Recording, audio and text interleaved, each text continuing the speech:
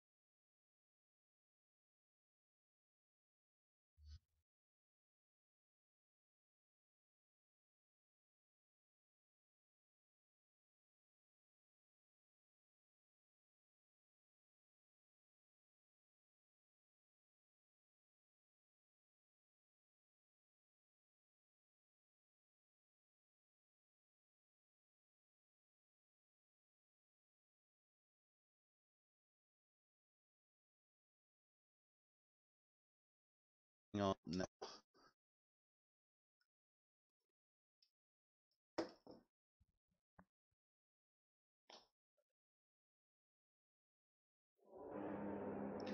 Good evening, everyone. Welcome to F1 tonight. And we are here in Mexico for round 19 of this first season using the 2018 game. And we have 16 drivers. And, well, we're hoping for 16 drivers. We do have some drivers missing. I'll come through those in just a little bit. So Q1 is underway. So just under 18 minutes remaining on that. And we're just awaiting the drivers to come out. With me again this evening and co-commentating with myself, the infamous, the famous, the well-known Adrian VIII. Good evening, Adrian. No, I am indeed, sir.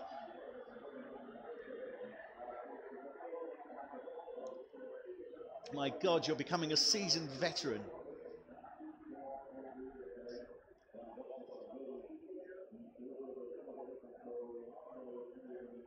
Yes, you should. You should.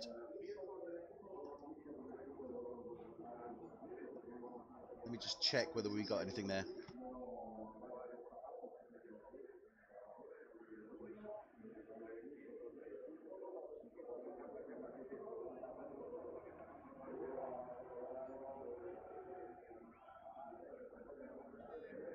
That's interesting. It's still not coming across.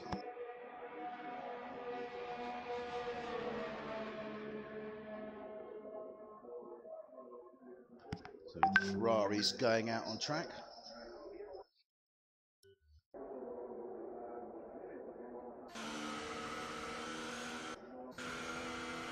Let me try again. Bear with me.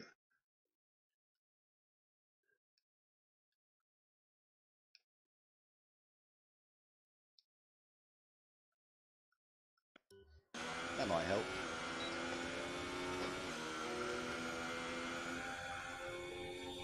Okay, check 1, 2. I think I'm in. So apologies for that, everybody. Unfortunately, you couldn't hear Adrian, not because he hadn't turned his mic on, not because he wasn't paying attention, but because I just simply hadn't activated his mic. Because to be quite honest, I didn't really want to hear him. But anyway, I didn't have much choice. He's my co-commentator, so I had to activate it. Once again, good evening, Adrian. Good evening. I'm glad I know that you're joking, otherwise I'd be quite upset. But but am I? Yeah, but are you? Indeed, are you? But am I? We'll never know. We will never, ever know. Well, here we are in Mexico, the land of fiestas forever, in the immortal words of... God, who sang that? I'm just trying to think who it was. A little bit before your time, probably. Yeah, I think it was. Slightly. Yeah, possibly. Anyway, so Seb Bogard not happy. He's come into the pits. Bastabreen is out. So it looks to me as if they're just doing a little bit of testing because nobody else is in. So it looks to me like we only have 15 drivers with us this evening. So in that instance, what I'm going to do is run through the drivers with whom we have. So we know we have not got Marcel France for Toro Rosso. We have no Marco Pullen for Sauber. No Rob Mulderink for Williams. And no Peter Phillips for Red Bull. Jerome Portmer for Toro Rosso is due to be in, but he may not join the session, so we'll have to keep an eye on that. Obviously, we don't have him in at this moment in time. That means we do have 15 drivers. So any driver that goes out on track is effectively taking his life into his own hands. He can go out on track if he wishes. He can go around, but if there's any incident, then it's just tough luck, basically. So that's why you're not seeing all the drivers come out as far as I'm aware. That said, I could be completely wrong, and we do have Jerome Portman, we do have 16 drivers, but that's what I'm basing it on. So Bass opens up with a 1:15.343 there, and I'm being very lax here. I haven't set the lap data or indeed any of the detail. Now he is running on the Hypersofts, as are all the other drivers. We do have quite a number of drivers out. So Nicky Visser, let's have a look what Nicky can do. He's coming over now. So starting, it looks like his fast lap now. And we'll run through the track in just a few minutes. So Hypersofts. Yeah, I mean, it's a funny old world. It's a funny track, this, really, isn't it? Yeah.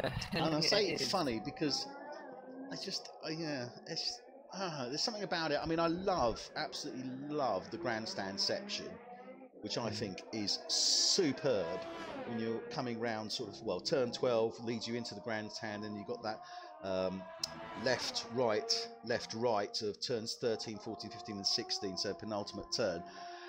Lovely little section there. High speed section between turn 11 and 12. And then you've got obviously high speed, certainly on the straight and out of turn 3 down to turn 4. But it's I don't know, it is a bit of a funny track. It's not one of my favourites, I've got to say. I don't know what you think, Adrian.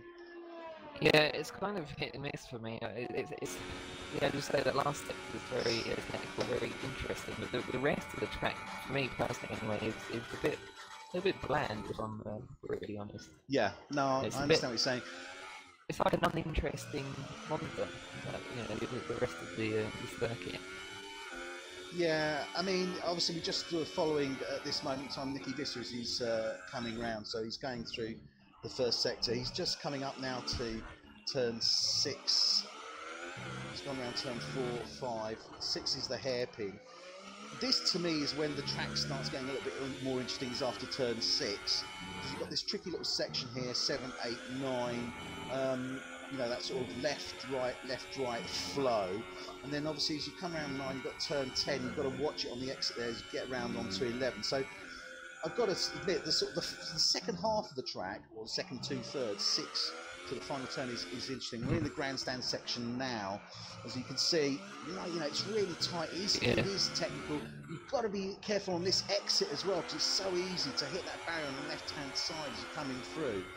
So it's such an important exit as well, because that straight is one of the longest in Formula One actually. Straight after it's about third longest. It is. So it's an interesting one. Nicky Visser puts in a 1:15.1.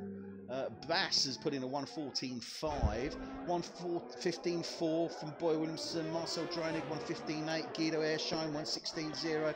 Mark Stappers 1:16.4. That's a good one from Mark there. Stan Drumkov 1:16.5. Zander Hermans 1:16.5. Still to well, see, we haven't got Rob Mulderink. Oh no, he's in the pits, so we have got Rob Mulderink.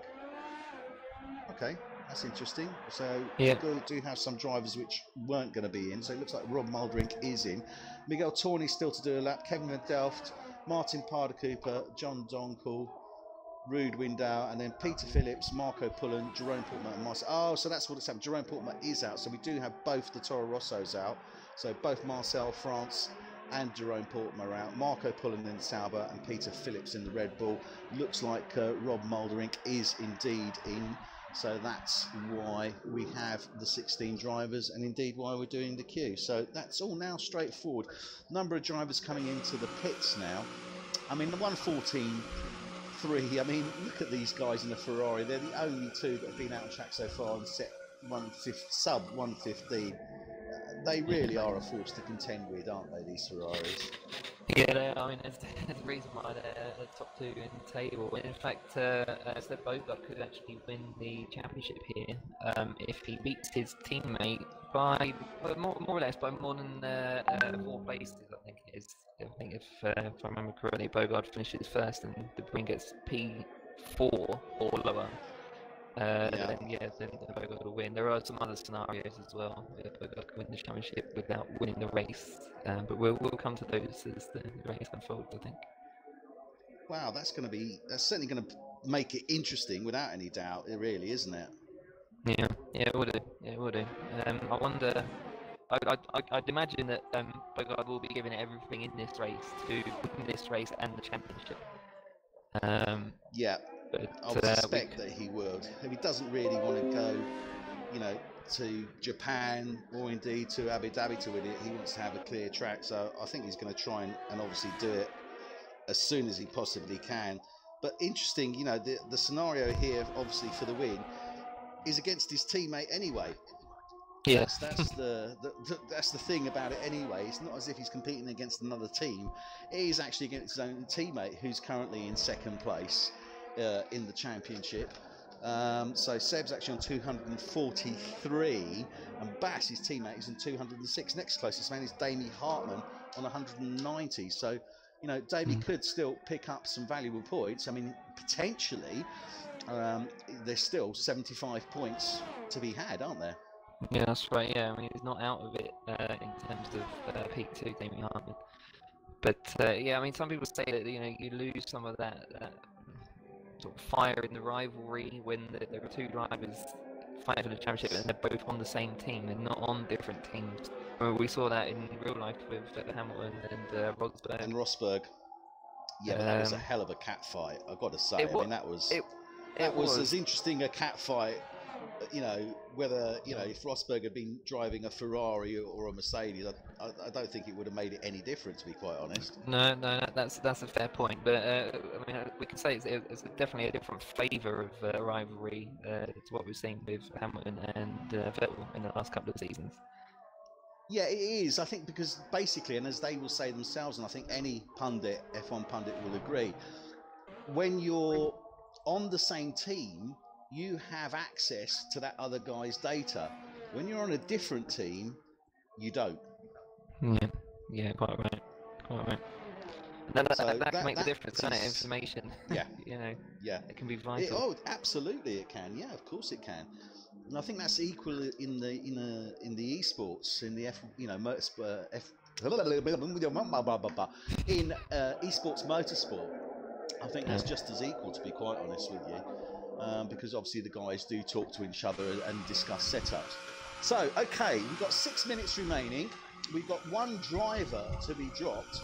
We've got 5 drivers yet to set a time. So, Rob Mouldering is not in. It does show he's in the pits, but he's not in.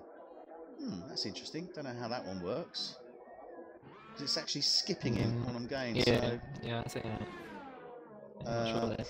12, 14. So we only have 14 drivers. It could be that he might be having some issues. Interesting. Okay, so Kevin Van Delft is out on track at the moment. Now, Kevin is obviously new to the league. Just a little bit of focus on him. He's only done 3 races, and I think he actually completed his only completion of a race was last week in USA. So great result from him for the new drive from McLaren, and hopefully we'll see him progress as the seasons move on.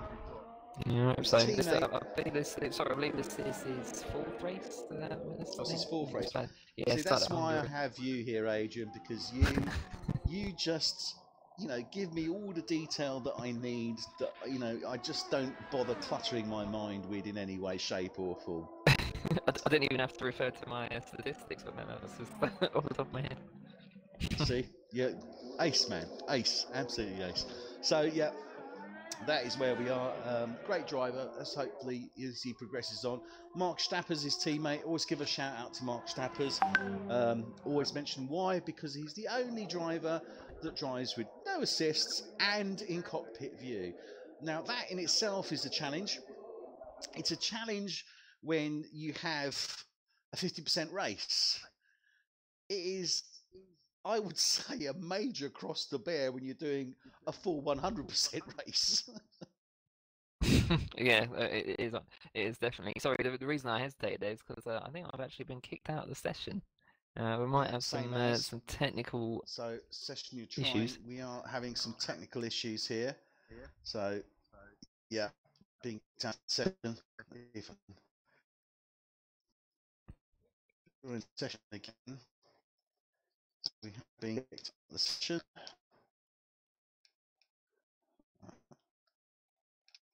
I'm coming back into the session. Oh, I've got an invite from Bass anyway. Have you got an invite as well? Yes, got it.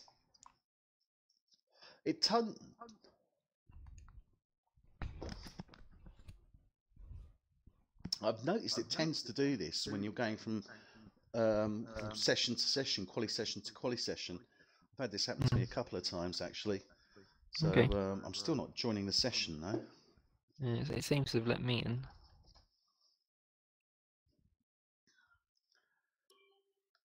I think that'd be a thing to do.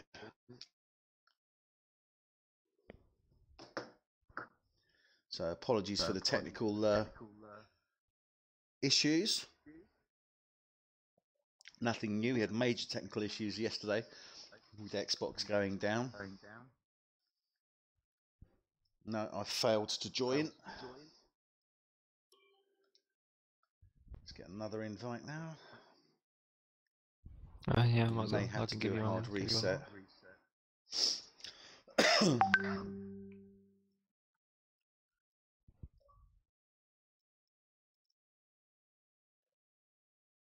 trying to join the session. It's still not having it.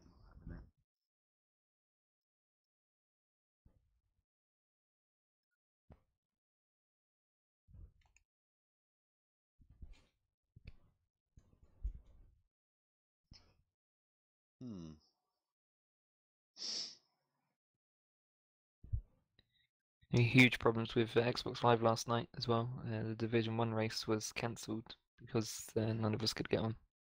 Yeah, well, Synergy, who I commentate for on a Wednesday night, unfortunately they had, as Adrian saying, major issues, and I'm not joining, so I'm going to restart the game. So if you watch the stream, I'm not going to pause the stream, so bear with me while I just restart.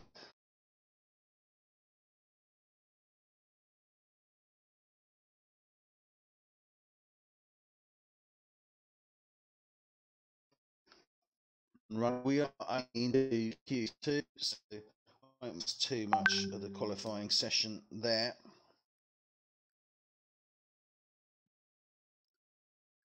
So just waiting for the game to restart, and then I'll join the session.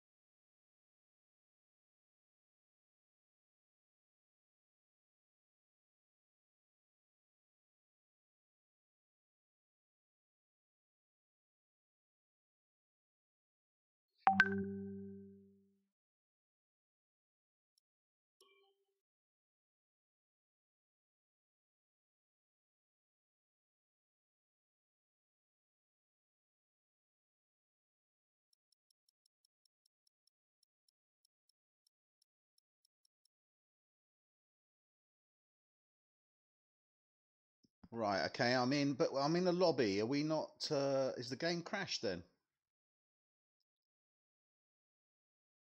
Hello? Oh, sorry, Hello? I was muted. Sorry, I'm here. No, the game hasn't crashed. Well, I think that the lobby just froze because it... Oh? Oh, no, that's okay. I'm going into the game now, so it looks like... Obviously, these technical hitches, but they seem to be occurring quite regularly at this moment in time, which is a little bit frustrating.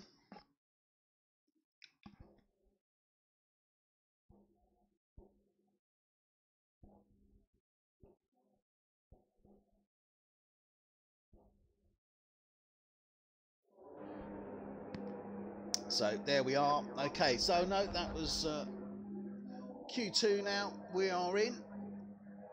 Just under 80 minutes remaining, so that was obviously an issue with the actual session itself, not just myself.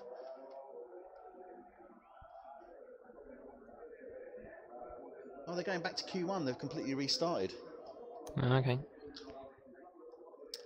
So obviously we are having some technical issues, I think, with some of the drivers. So I think Rob Muldrick was actually trying to get in but couldn't get in. I think that may have been an issue there, and there may have been a few other drivers as well. So they've obviously restarted the session.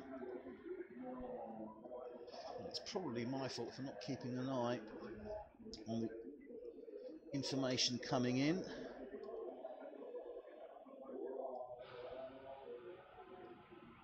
Okay, yeah, we had a number of drivers that were failing to join in on the session, so that's why the session has indeed been restarted.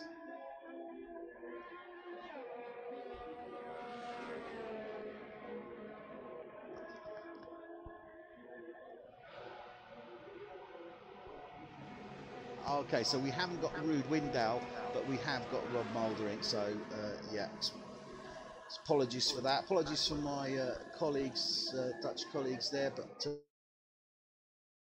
obviously having a bit of a chat rather than checking on the WhatsApp, so I will keep that open and a little bit more attentive. So we do not have Rob Muldering, but we do have Ruud Windahl.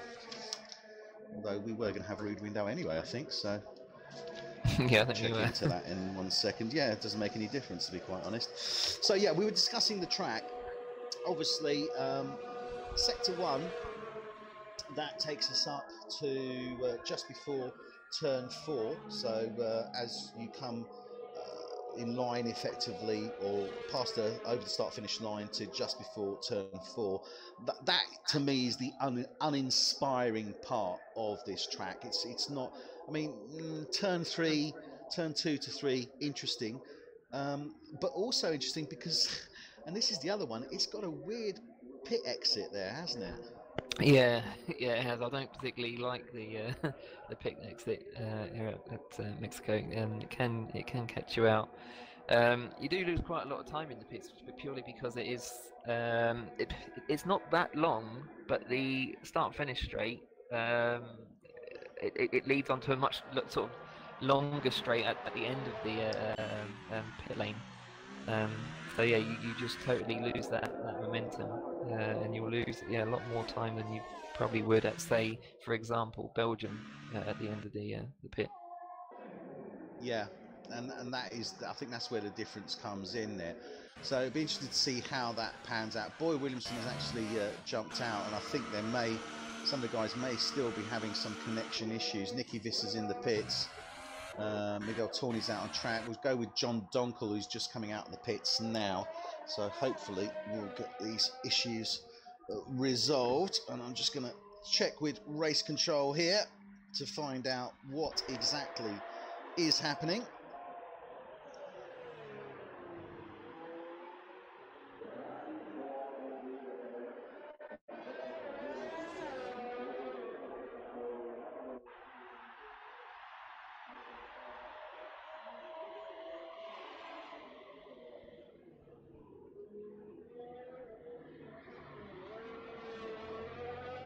I'm just going to check with race control whether we have any outstanding issues.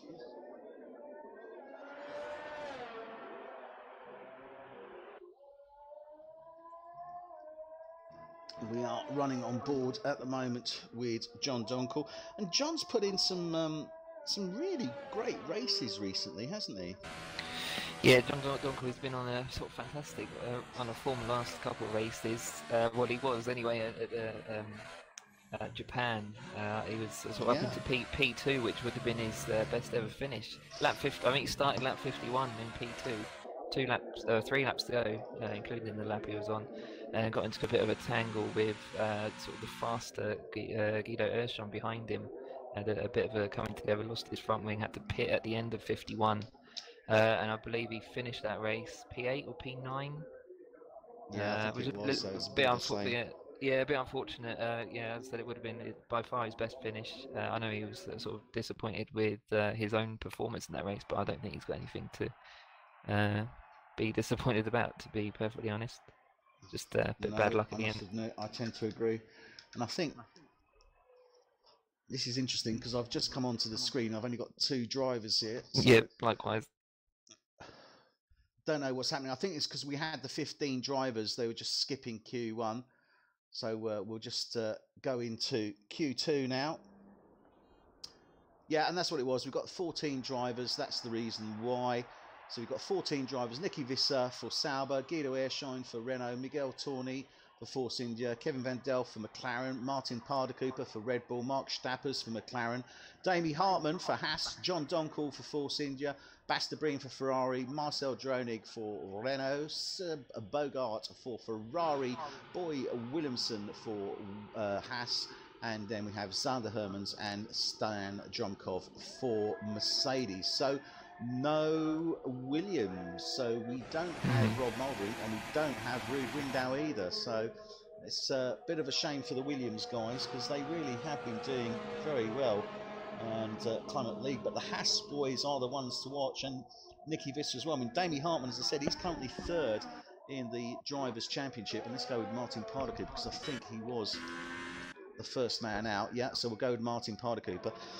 So yeah, I mean, Dami Hartmann's 3rd in the Drivers' Championship on 190. Still a good chance of getting into that 2nd, and if something disastrous would happen, said Bogard, he could still potentially win. As I say, there are 75 championship points, maximum points that can be achieved, and if so Bogard, for some unknown reason, were to drop out of 2 races and Damie won 2, it could still be won by Damie Hartman. So I think it's still pretty open, to be honest. Yeah, it is. I mean, anything can happen in Formula One. You know, as we've seen sort of many, and it normally does. And it normally does. We've seen it many times in real life. You know, people losing massive leads very late on in the season. But yeah, I mean, it's all going to come down to how well Bogard and, to an extent, the Green as well can handle the pressure of being at the front with just a few races to go. Well, just 3 races to go, isn't there? But, yeah. Well, to be fair, I mean, from my previous experience, they tend to handle the pressure pretty well, and you know, we're expecting them to take it, but anything can happen. Nicky Visser for Sauber, I mean, he's had a great season. He's 4th in the championship at the moment in that Sauber. And Boy Williamson, the other Haas drivers, is 5th. So it's basically a Haas, Ferrari, Sauber. And the interesting thing about that is they're all Ferrari engines. They are indeed. They are indeed. So that shouldn't make too much of a difference on the game. But, you know, it certainly is worth mentioning. And we're running with Martin Parder-Cooper now. He is on his fast lap. Let's get some detail up on that. And they're all running on the Hypersofts. Now, this is the other thing here with the tyre choices. It's not too bad on tyres, really, this track, compared to some, is it? No, that's right. The Hypersoft is typically... Well, on our other tracks, anyway, it does tend to wear out very, very quickly. You can't really do much more than qualify on it. It's normally no good for the race. However, here, Mexico, it's a little bit more forgiving, the track surface, and because there's not actually that many sort of harsh corners that are harsh on the tyres. I mean, the middle sector is a little bit harsh on the rears. I find the rear left in particular, but yeah, generally speaking, you can do quite a few laps on the Hypersoft. Might see about sort of 15, 16 laps. Yeah, I think we could see potentially 15, 16 laps even on the opening on those. And Boy Williamson takes some heads up Q2 at the moment with a 1:14.8. We know that can be beaten by the Ferraris because they have both done sub that in 1:14s, but 1:14 at the moment from Boy Williamson. Basta brings on a 1:15.3, 1:15.4 from Nicky Visser as he goes off round turn 10 there. Marcel goes wide rather. Marcel Droney just coming up to the chicane section, getting into sector 2 and then coming up to turn 6. Now that's what I was going to say, is even on this turn 6, this hairpin, because it's not hairpin, I suppose, it's an elongated, you're at such a low speed that it doesn't really affect the tyres too much, does it?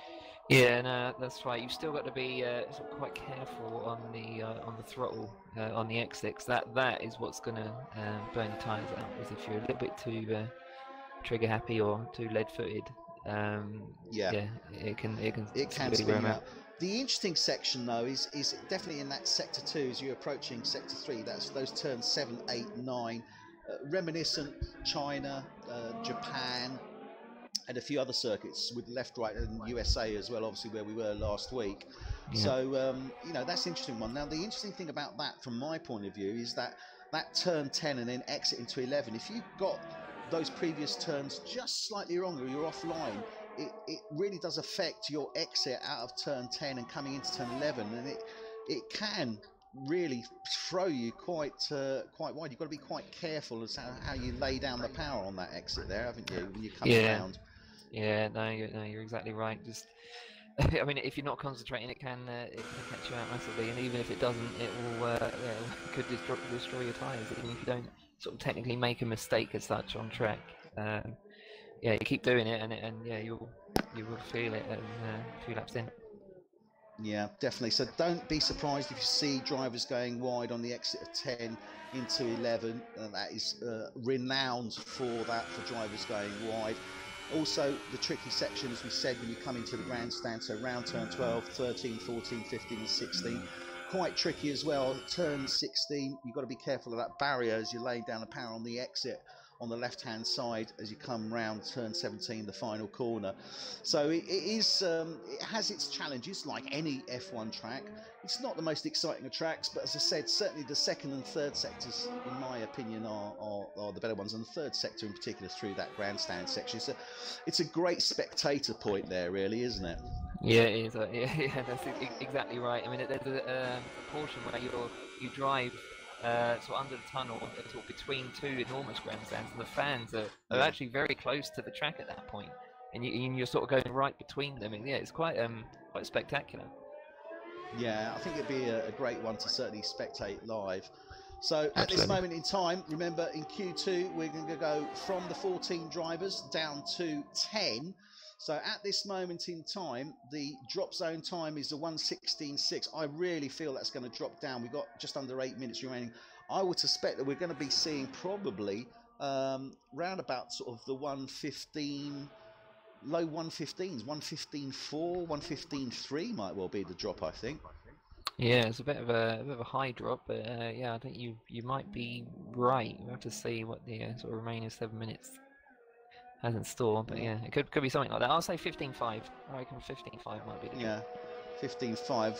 Well, we've got ultra soft drivers coming out now, so a lot of the guys going into pits, going on to the ultra softs and see how they're going to perform. We're running on board at the moment with Davey Hartman as he comes up over the line, and he does slightly better that, I think. 1:15.496. No, he doesn't. He's still on the ultra softs.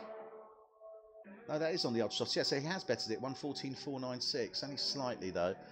So a little bit better from Davey Hartman. Nicky Visser is in the pits at the moment. Basta Breen, Zander Hermans is out on track. He's done a 1:15.3. So this is the Mercedes driver, new to F1 tonight this season. So new to the league, new to Mercedes. He's competed in well, probably about, I think, eight or nine races now. So he's started to get a much better feel. And he does seem to perform quite well in the quali. It's just that he's can't quite deliver it when it comes to the race. I mean, obviously two very different, I suppose, formats really for driving. You can do great qualification, but you know you've got to have your wits about you when it comes to racing. Yeah, absolutely right. I mean, they're completely worlds apart. The qualifying sessions and the race. You know, especially the first couple of laps. You've got lots of divers around you. You know, the car has got a lot more fuel in than it would have had in qualifying. There's and the track's a lot cooler as well. Tires are colder. Yeah. There's so many different variables in a race that you won't have in the qualifying session. And if all you've done is sort of time trial and you know, in qualifying, then yeah, you're not really prepared for the race. Have to do some Grand Prix practice or online lobbies and such. Yeah, definitely. And the more practice you get, the more competition. You can drive with AIs, obviously, but there's nothing that I think beats human competition. And you know, that's what it's all about, really. It's practice, practice, practice. And that is another thing that leads me on here. I mean, obviously, these guys do a lot of practice. They do the 100% races, which is, as far as I'm aware, fairly unique, certainly within F1 eSport Motorsport. Most people tend to do a 50% race. So it is really quite telling. But the other thing you're saying, when we were discussing, obviously, earlier age, and obviously I do commentary for some other leagues, obviously for Synergy on a Wednesday night. I also do SLR, Summit League Racing, on a Sunday night. But one thing I have noticed is that it's not all those leagues, you tend to have a dominant driver or a dominant couple of drivers, but certainly one driver that tends to dominate the competition. And I was having a little think about it. We were talking about it earlier, and it actually reflects, to a degree, quite accurately, real-world F1 as well, doesn't it? Yeah, you're right again there, Eddie. Yeah, I mean, we see it quite often in real life.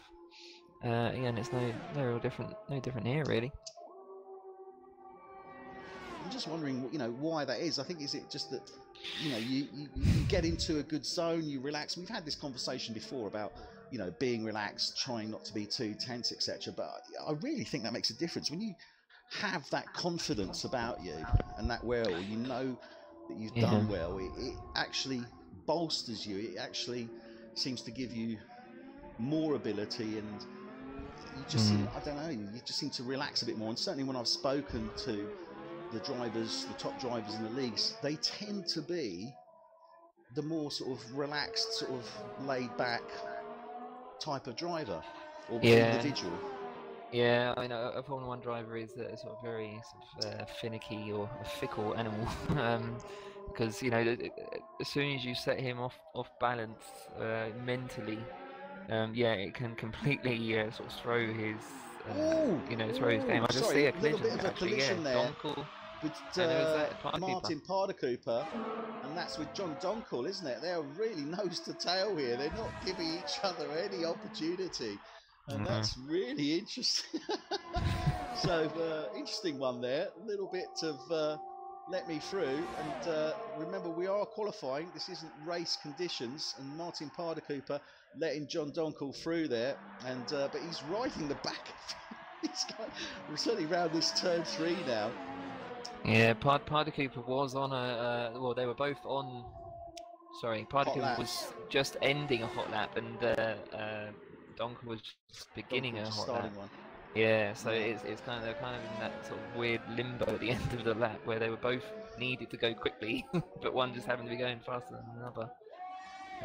They've got just over 2 minutes remaining, and at the moment that time hasn't dropped down to where I expected, and I think you were right in saying maybe that was a bit of a too steep a drop, but you know, Mark Stappers at the moment is a P9 with 1:16.0. John Donkel is currently P10 with a 1:16.3. We've got Seb Bogart, Sander Hermans, Basta Breen, Nicky Visser all in the pits. Damie Hartman is on an outlap. Boy Williamson has gone out. Boy Williamson has crashed out. Has he crashed out? Or was he? No, I think he retired in the pit. Yeah, I think he was He's done. retired in the pit. Sorry, I thought he was out on track. I nearly had a heart attack there. So did I. So that's okay. Boy Williamson has basically said no. I think I'm okay for this one, which is a fair shout. Kevin Van Delft, the second McLaren, he's currently P11 with a 1:16.3. He needs to drop at least 3/10. But Stan Drumkov, he's in the pits. He's not going to come out. Martin Pardakuper, he's done a 1:16.5. Miguel Tourney in the pits. The other guys aren't going to come out. I think it's really down to Mark Stappers, isn't it? I mean, this pretty much looks set. What Mark Stappers needs to do is knock about 5/10 off his time if he can. He's doing an outlap, I think, at the moment. Was he doing? No, he's on a fast lap, I think, now. Mark Stappers, I've got him showing as in the pit, so I think he's... Not Mark Stappers, sorry, Martin Pardakuper, I do apologise. Oh, sorry, Pardakuper. Yeah, Pardakuper. And they're running into each other there. Oh, hang on a minute. Was that the same two again? I think it's the same two again, but I've got a sneaking suspicion that John Donkel is actually out, because they literally came together, so I'm not too sure what happened there. That's a bit of an odd one. Let's see if I've got anything coming through from race control on that. Yeah, Donkel I've got as he's on an inlet, effectively. So they were kind of sort of roles reversed. Yeah, I'm not quite sure what caused the collision. Didn't see it myself. They definitely ran into each other, certainly from what I could see on screen, but there doesn't seem to be any damage to them. So I don't know if there's a bit of lag that's going on there. I'm not too sure. So we've got 15 seconds remaining. Martin Pardakuper is the only man on track at the moment that can do anything. Damie Hartman is out on track as well. He's currently P6, so he's looking quick. He's looking quick, to be fair. I think he's going to go. I think he's going to go something like P3, and I'm actually going to nab him for pole position as well. I'm calling it now. Wow, blimey, you're calling that early. Oh, and he's coming. And he's coming. Damie Hartman for pole. Yep. He's coming to the pits. So, Damie Hartman for pole. Here's what Adrian is saying. Well, I'm going to follow Martin Pardakuper here as he's coming through that 7, 8, 9 section, as I said. And this is the one you've got to be careful of. Is on the exit here. They're nicely done round 10 and into 11. So, good job there from the Red Bull driver. What can he deliver now? Can he beat that time? Can he take 3/10? He was 5/10 away. It's 3/10 now that he needs to look at. It's not a faster lap. No, he's done it. That's it. He's coming in. He's given up. So that means in the drop zone, we will have Martin Pardakuper in the Red Bull, Kevin Van Delft in the McLaren, Stan Drumkov in the Mercedes and Miguel Tawney in the Force India. That leaves Boy Williamson, Seb Bogart, Zander Hermans, Basta Breen, Nicky Visser, Damie Hartman, Guido Airshine, John Donkel, Marcel Dronig and Mark Stappers into Q3. We haven't seen fast times, but we've seen Zander Hermans and Damie Hartman on those hypersofts. Now, that is going to be interesting because they're going to have to start the race on those hypersofts, and now it's a question of where they're going to actually qualify in that top 10, because that can have significant impact on them. Yeah, it can. I think wherever those two drivers do start, I think you'd expect them to have quite interesting, quite hopefully quick opening laps, being on a much softer tyre. And as I say, the hypersoft is not too terrible around this track, so I think they can stay on it for a little while. What they don't want is to be fighting in traffic for that time. That's what's going to sort of destroy their race. That's going to be the one that tells. So 7th row, Miguel Tawney, Stan Drumkov. Row 6 will be Kevin Van Delft and Martin Parder Cooper in the Red Bull. And Q3 now is getting underway. You've called Damie. Yep. Oh, I've got another error come up. Oh, yeah, I've got an error as well. Yeah, but just while we're talking about Damie, actually, yeah, I mean, he was looking sort of really quick in his last lap on that lap when he decided to sort of dive in the pit. I don't know whether he was just perhaps hiding his true pace. Yeah, that was quite interesting because he was much faster than he was previously, and decided to come in at the last second. Yeah. And just quick confirmation from race control. There were lag issues with both Martin Parder Cooper and John Donkel. So they will be restarting and rejoining the session. So they should be coming in fairly soon. And Nicky Visser is first man out on track in the Sauber. I don't know what I'm going to say here, to be quite honest. I mean, they're all going to be obviously on the hypersofts, one would suspect, which they are. I am going to go with Bass actually for pole. Yeah, that's probably a good shout. I know Basta Breen really does show it's so good in qualifying sessions. He's got some real pace, as is his teammate actually, Seb Bogart. Absolutely. But I mean, De Bruyne was the pole sitter, wasn't he, for USA? Didn't have such a great race. It was really sort of uncharacteristic of him. Didn't manage to sort of hold it together. He looked like he was in control, and then he got into a little battle with Guido, and yeah, just I don't know, just really strange. It just kind of got away from him. It did. He just didn't seem to be able to get into that flow, and you know that is certainly critical for USA for that Texan track. Certainly in that first sector. I mean, you know, you've got to be in that flow as you're going through those S-bends, and he just didn't seem to be able to address it as well as he seemed to be able. It was a bit strange, wasn't it? Yeah, it was so bizarre because he was in control in the fact that he was managing his ERS like so well. He'd charge it up for the for the overtake, then use it to make the move, and then put it back down again, save his tyres, and he was just doing that, fighting his way through the pack, and then at sort of about the halfway point of the race, yeah, I don't really know what happened. Guido managed to get by him, and then he was sort of wasting energy trying to make the move. And then I think as the laps went by, I think he was perhaps becoming more and more stressed that it wasn't sort of going to plan. And that's the plan. And that just. But I mean, you know, he did come back, but he didn't. You know, he did come back, but it just wasn't the race that it could have been for him, I think. No. But definitely this race, as I say, I've got my eye on Damie Hartman for the pole and for the win. To be fair. Well, it's certainly going to be interesting to see how that plays out. Obviously, Damie, as I said, is currently third in the championship. He's on 190 points. Basta Breen is on 260. He's only 16 points behind him. Obviously, Seb Bogart on 243 is 53 points ahead. So it's not impossible, but it's improbable, I think is the best way to describe that one. Yeah, yeah. Yeah, it's a mountain, but you know, people have climbed mountains before. Yeah. So John Donkel sets the provisional fastest opening time with a 1:14.9, and that's just been bitten by. Sorry, that was Boy Williamson set the 1:14.9. As I was just saying, that he came up. John Donkel's on a 15.0. Nicky Visser has done a 1:15.2. Basta Bree now come in. Look at that, 1:14.8. Seppo got 1:14.1.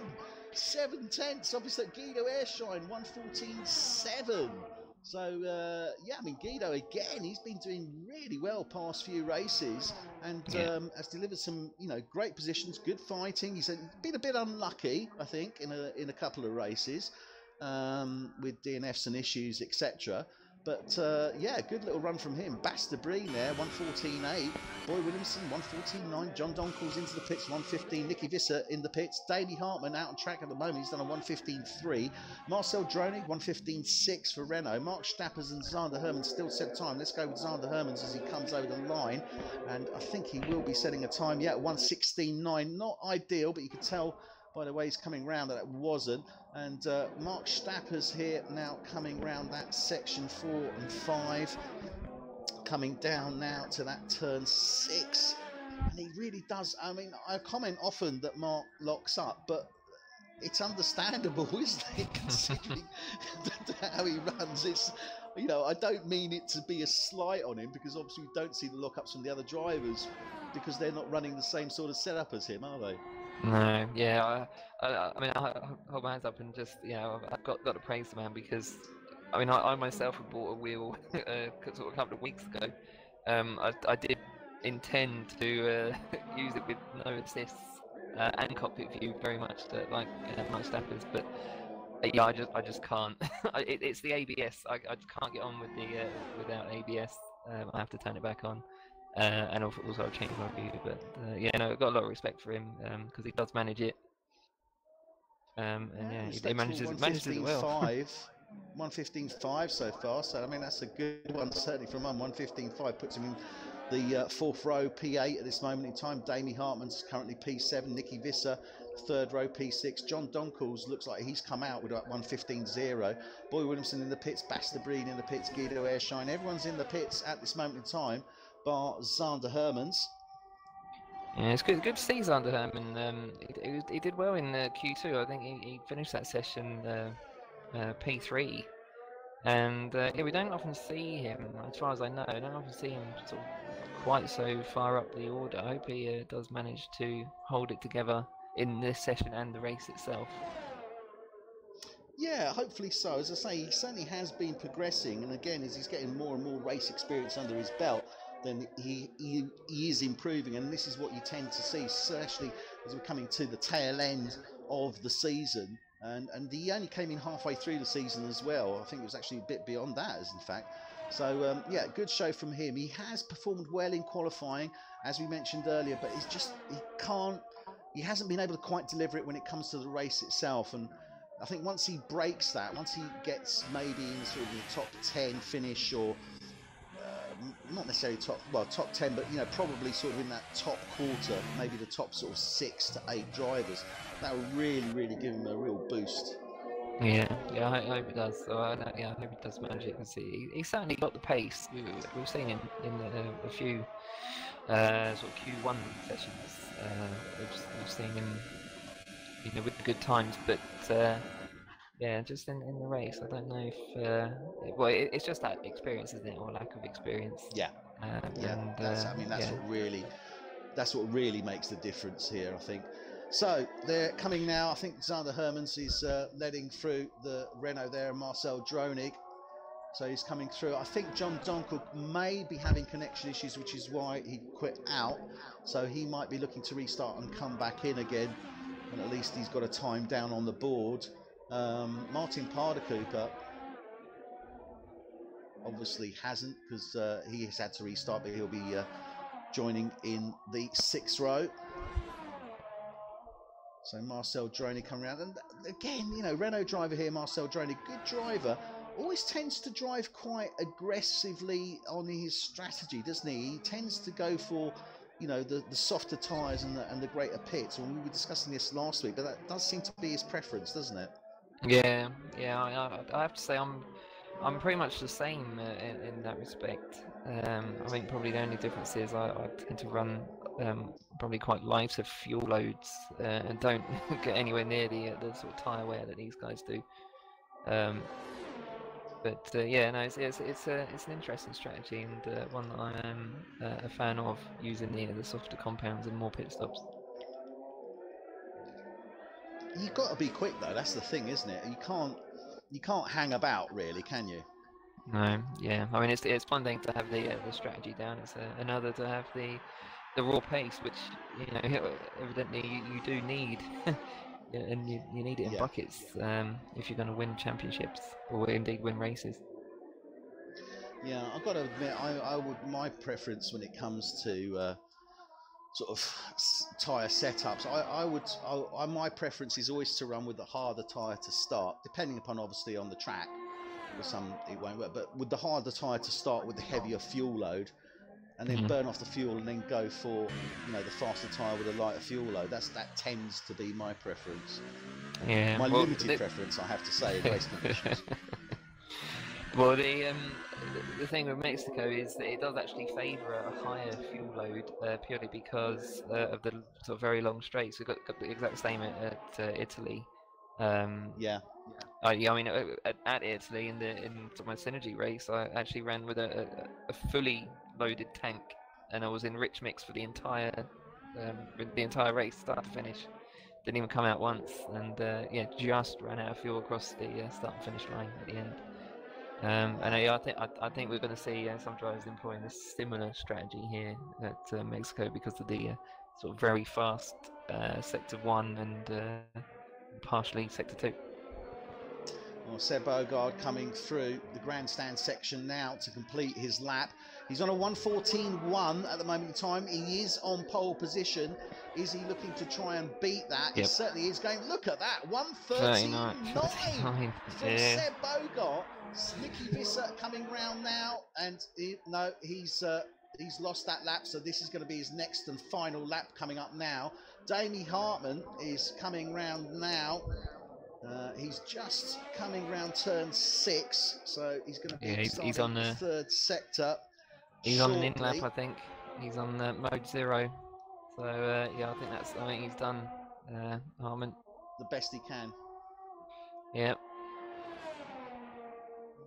Not looking too shabby, but I might have got that one wrong. I'm about to say, I'm just watching it now, and I'm staying with him because it's not looking too shabby at this moment in time. Oh, he's up to mode 5. He was coiling his ERS up. So can he go sub? He can't go. No, he's lost it, and he lost it through that third sector, through the grandstand there. So Guido Airshine coming round now. Bastabreen has set a 1:14.4. He has made it, so this could be his final laps. Keep an eye on him. Guido Airshine now coming through the sector 3 S's, 7, 8, 9, round 10 now. Got to watch it on the exit there. Nicely done into 11. This is invalidated. Fast. No, that's it. It's been invalidated. Yeah. Mark Stappers into the pits. Marcel Dronig in the pits. Nicky Visser in the pits. Bastabreen now coming round. Your boy's gone 4th. That's the boy Williamson. So 4th and 5th at the moment. Now, yeah. What can Bass do? Can he pull it out of the bag on this final lap? I did say that I was looking for him to go for pole. Can he do it now on this exit? No, he can't. He's into the pits. Bass. Oh. Yeah, he knew he's the first. The PayPal voucher's on its way, Adrian. To be fair, I called Damie Hartman, didn't I? And you did call Damie Hartman. P5 he's at the moment. Worse. He's down in P5 at the moment. So Damie Hartman in the pits as well. Guido Eschon. So that's it. That is the one. It's Seb Bogart takes the pole with that blinding, I've got to say, 1:13.9. Absolutely phenomenal. Nicky Visser takes 2nd place. And he'll be alongside him in the front row with that 1:14.3. Basterbreen, second row, 1:14.4. Alongside him, Boy Williamson. Row 3, Damie Hartman. And alongside him, Guido Airshine. Row 4, John Donkel. Alongside him, Mark Stappers. And in the final, row 5 for this top 10, Marcel Dronig in P9 for Renault and Zander Hermans in P10 for Mercedes. And a quick little comparison, I'd like to do it. Q3 time was set by Daniel Ricciardo in 2018 with a 1:14.7. Okay. That's interesting. So 1:14.7 was the time set by Daniel Ricciardo in the real world 2018 Mexico Grand Prix. We've just beaten that by 8/10. So confirmation, first row, Seb Bogart, Nicky Visser. Second row, Basterbreen, Boy Williamson. Third row, Damie Hartman, Guido Airshine. Fourth row, John Dunkel, Mark Stappers. And row 5, Marcel Dronig and Zander Hermans. This is F1 Tonight, the one and only Xbox Racing League that do 100% races. And that is, I can tell you, 1000% dedication. We are going to get underway for the processional lap. We'll run through the runners and riders. Let's call our race winner. Who do you think? Oh, you're asking me. I thought you were going to say it. Well, I'm going to say Nicky Visser, actually. Are you? Okay. That is, yeah, that might be a good call, you know. No, I'm gonna stay with the same team. But I'm gonna switch from Damien Hartman. I'm gonna go with Boy Williamson for this one. So you're going with Boy Williamson. I'm going to go with Nicky Visser. Let's see who's right. Or more importantly, who's probably going to be very wrong. But who knows? It's probably going to be Bogart, and he's probably going to win the championship. Oh, yeah, well, you know, we can't call the obvious one, can we? But we can't take it away from Seb Bogart. He has done a fantastic race. So they're starting off on the processional lap. And in P1, there we have Seb Bogart in the Ferrari. Yeah, I've got to mention something about Ferrari in a minute. I'll come to that in a second. Nicky Visser will be alongside him in P2. Row 2, Basterbreen in the sister Ferrari to Bogart. Alongside him, Boy Williamson in the Haas. Then we have Damie Hartman, the other Haas driver, row 3. Alongside him will be Guido Airshine in the Renault. Then we have John Donkel in the Force India. He'll be row 4. Alongside him, Mark Stappers in the McLaren. Then row 5, we have Marcel Dronig in the Renault. Alongside him will be Zander Hermans in Mercedes. I think that's probably one of the best positions actually for Zander Hermans this season. So well done, Zander. Martin Parder Cooper in the Red Bull is in the 6th row. Alongside him will be Kevin Van Delft in the McLaren. Then we have Stan Drumkov. He'll be in row 7. Alongside him, Miguel Torni.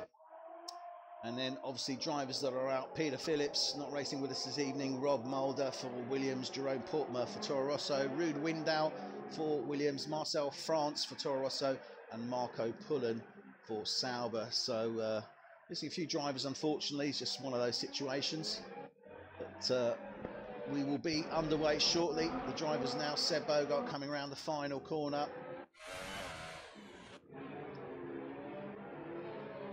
Just going to get ready now.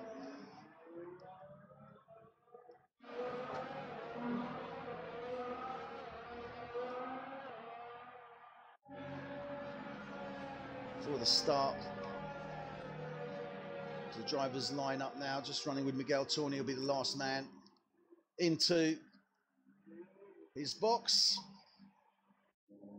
There he goes, lining up now. So the drivers will be soon underway. And there we have the lights. 5 lights. And they're off for the start of this F1 Tonight Mexican Grand Prix. Great start there. Look in the background there. The Haas coming through. Damie Hartman. But these guys 4 front 2 rows coming through now. Seb Bogart stays ahead. Nicky Visser's there as well. Boy Williamson, Basterbreen. Look at them. They're all fighting through. Oh, and a little contact there with the Haas and the Sauber. Nicky Visser and Boy Yeah, the Williamson, flags. but they're coming through. Oh, dearie me, and Bastard-Breen moves to the side there. Got a little bit left-footed, got onto the rough dirt there. Comes through, the two Hasses led him through. Not too sure what's happened there, actually, whether there was any sort of incident. Damie Hartman is in 4th. Stan Drumkov's moved up to 5th. That's phenomenal. Stan Brilliant Drumkov has stuff. moved up to 5th, 8 From places. P13. How's Yeah, he done absolutely. that? Amazing. He must have got a phenomenal start. Boy Williamson's just gone past him, actually. But, yeah, Stan Drumkov, great start to the race there. He's moved up 7 places, up to P6. Boy Williamson's 5, Damie Hartman's teammates 4, Bastard-Breen is 3, Nicky Visser is 2, Seb Bogart. So they've maintained their position, certainly for the first 3. Damie Hartman has swapped with Boy Williamson. We're watching Guido Airshine. He's dropped back 8 places there. So not a good start there from the Renault driver. He's trying to chase down Zander Hermans in the Mercedes at this moment in time as they come down into the grandstand section. Drumkov's got damage, by the way. I think he got it in. Actually got it in that first sector. He's definitely be into the pit. Yeah, he's coming in now. That's a shame for him. So yeah, it did look like he had an absolutely amazing start, but It must have been a bit too rough. Kevin Van Delft is in. So Kevin Van Delft, Stan Drumkov, and Zander Hermans and Guido Airshine all in the pit. So clearly there was some sort of collision there between those drivers. Great shame, but Marcel Dronig, he's current P10. John Donkel is fighting it out at the moment with his teammate, Miguel Tordi, as they're coming down to turn 4. This is interesting. Force India and Force India. Good start by Miguel Tordi, by the way. Started Racing Point on Racing Point. Yeah, 6 places. Yeah. So from 14 up to 8. So good start from him. But John Donkel, certainly no team orders there. He's chasing down his teammate Martin Parder-Cooper. He's ahead of them, so good start from him as well. Started in P11, moved up to 4. Mark Stappers, great start from him as well, got to say. P8 up to P6, that's looking pretty good, really, isn't it? Yeah, he's done so well, actually, Stappers. Yeah, solid drive. I don't think he's sort of clipped anyone or he's got involved in any of those little battles that were going on. He's managed to keep it clean. He's got some clean track ahead of him, so yeah, you have to say it's kind of in his control at this moment, although he does have Parder Cooper almost within DRS behind him, so we'll keep an eye on that one. Yeah, indeed. And I'm just on board with Damie Hartman now on Boy Williamson, and he has actually taken the place, so he's moved ahead of his teammate Boy Williamson. So he's in 4th place, but Boy Williamson is only 3/10 off the back of him. And this is going to be interesting. They've just gone through the DRS zone, so he's caught up with him. They're now going to come around turn 6. Next DRS is obviously on the start-finish straight. It's the first DRS, so it's once they go past the line. Yeah, that's interesting. Sorry, that's interesting. Perhaps that was team orders, but I'd be surprised that the team orders have dictated for Hartman to go ahead, because Williamson is actually on the he's on the Hypersoft tyre. So if anything, he should be leading these two. Otherwise, it's going to get Williamson's tyres very, very hot being sat behind him, and they'll wear out very, very quickly. Yeah, they will indeed. It's certainly not going to do him much good on that. So he does really need to get ahead of Damie. I think he'll make the move here. He's certainly got the speed. Yeah, Hartman's out of ERS. There we go. I think he is letting him pass. Yeah, making the move.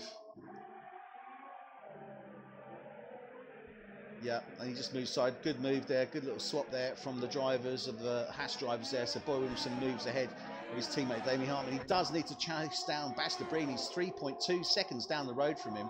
Nicky Visser, he's currently just under 2 seconds off the back of Seb Bogart. They're all on the Ultrasofts. They do have the DRS, but those three not going to come into play. Damie Hartman obviously will come into play on his teammate.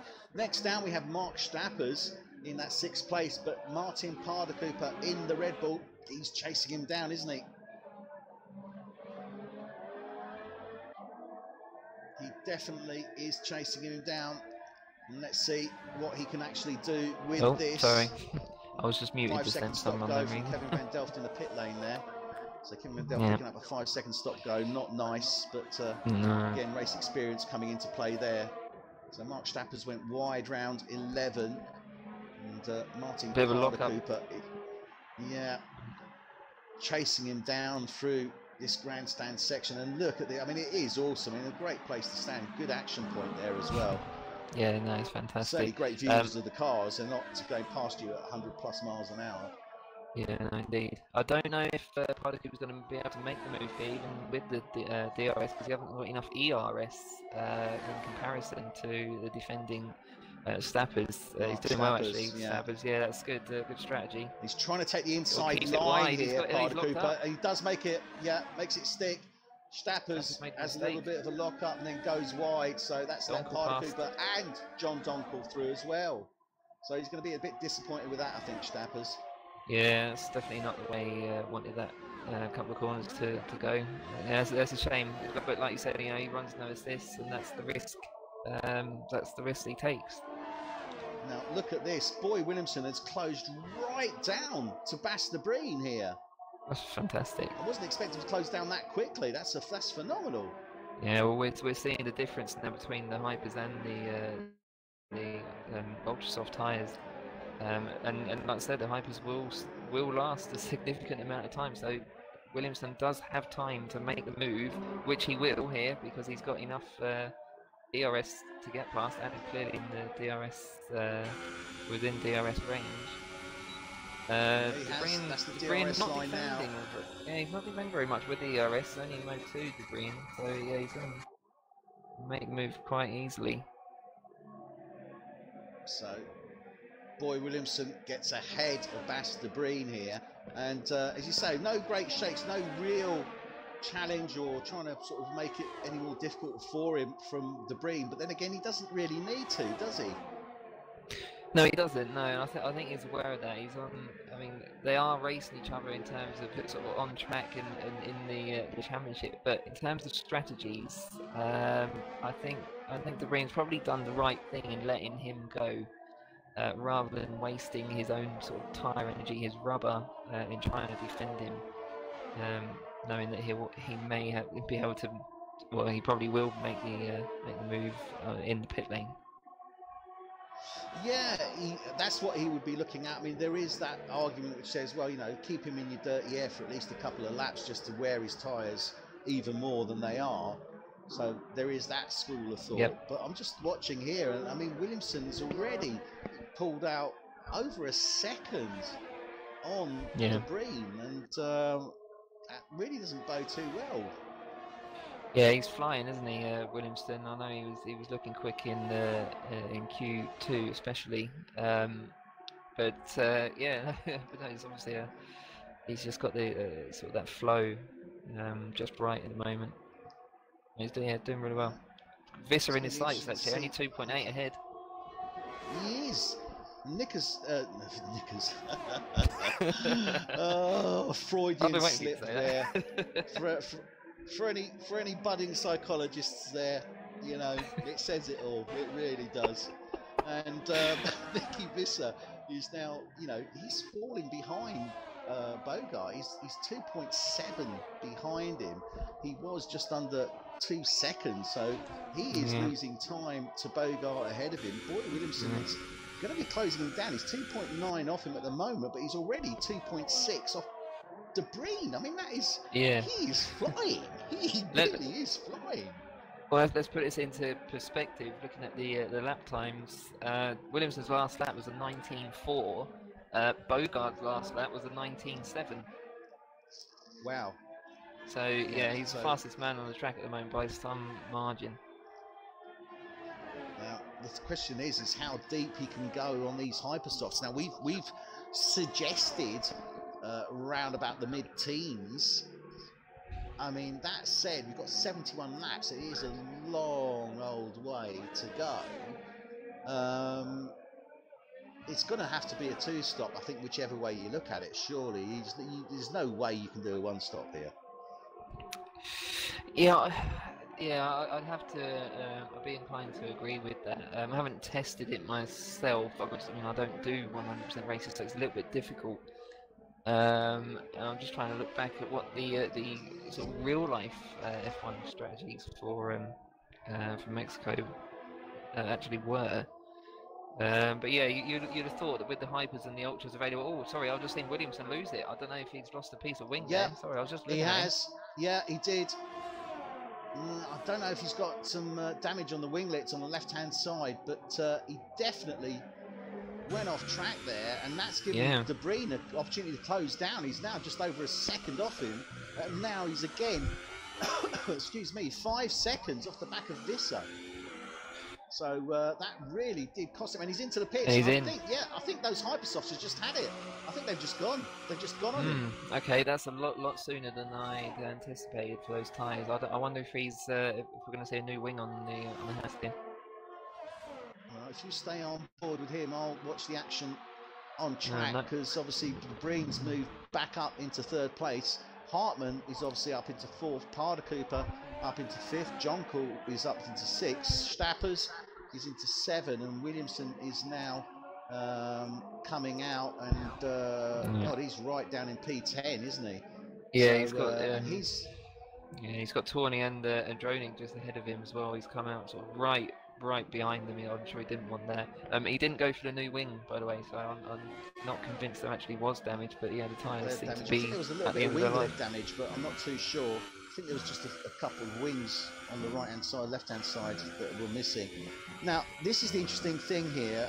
Stan Drumkov, he's gone onto those super softs quite early, hasn't he? And I missed that out because I wasn't on the tyres, but. I mean, if he goes sort of into the 20s, which he should be able to do with those super softs, that could prove interesting. Yeah, it might do. It looks like he might be on a 3-stop strategy, Drumkov. Yeah, I know he's running underfueled at the moment as well, so I don't know if that is significant at this point in the race. Oh, sorry, I've just seen him go very wide into looks like turn 4. Yeah. Okay, it just went off to the right for some reason, bounced off that right-hand wall, no damage. But yeah, he definitely didn't need to do that. No, definitely not. So keep an eye on that, because that's going to be interesting to see how that super soft pays out. John Donkel at the moment is fighting again with Martin Parder Cooper as they're coming down to turn 4. And they've also got Mark Stappers in the mix there. So Stappers just lets them through. And John Donkel and Martin Parder Cooper in the Red Bull, they're battling it out at this moment in time. It's going to be interesting to see how this pans out, actually, because I think Donkel's actually got good speed on this track, you know. Yeah, he's looking quick. Obviously, we didn't really see him at his full potential in quali because of connection issues or whatever it was. Yeah, it was. Yeah. But yeah, he was. I mean, he was provisionally P5 at one point. So yeah, I mean, now he's got the pace. He must like this track. He's actually going to make the move on Parker Cooper. Oh, he's tried to make the move into turn 12. Didn't make it stick. They're coming round 13, 14, 15 now through that grandstand section. He will have DRS once they get over that line on that start-finish straight down to turn 1. He hasn't got the engine within distance, but I don't think he's got the. I think he's just not close enough. He needs to be about 4/10 really off the back, and he's not quite there, is he? No, he's got literally nothing in the engine at the moment as well to make the move. Well, neither has Parder Cooper in fairness. Both cars to respond. Just running on electrical fumes at that point in terms of their extra power. So there's not an awful lot that they're going to be able to do there,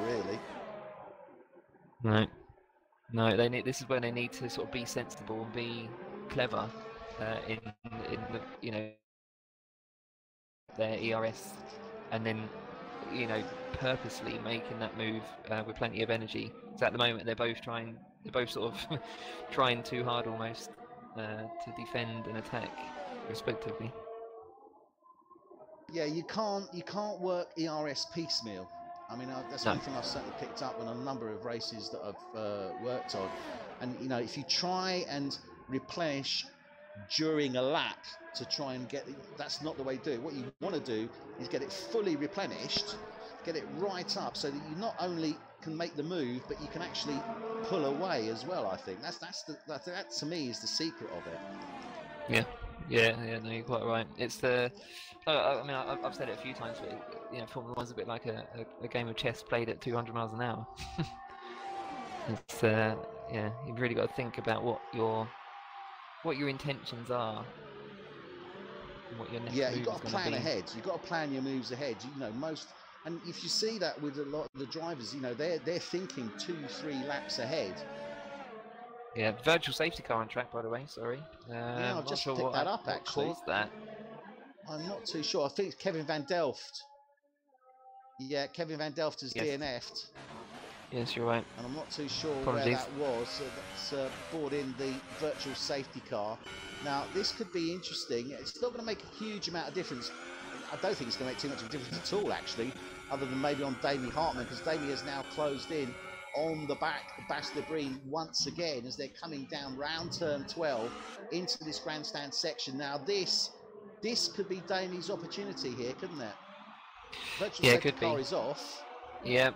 Yeah, he's got to be sort of very on the ball. He's got a bit of energy. Oh, De Breen's in. Oh, De Breen's into the pits anyway.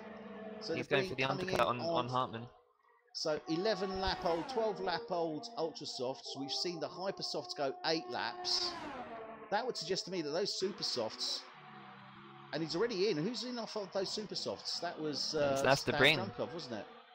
No, Stan Drumkov as well. He was in off Super Softs. Softs. Sorry, yes, sorry, beg your pardon. Yeah, Drumkov, yes, he was on the Supers earlier. So he hasn't done too many laps on those Super Softs. He pitted because of damage. He just suffered damage in the last couple of corners and sort of bounced his way into the pit lane.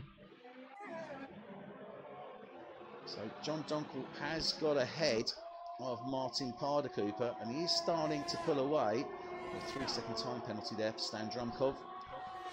So Martin Pardacooper is trying to play catch up once again to Donkel.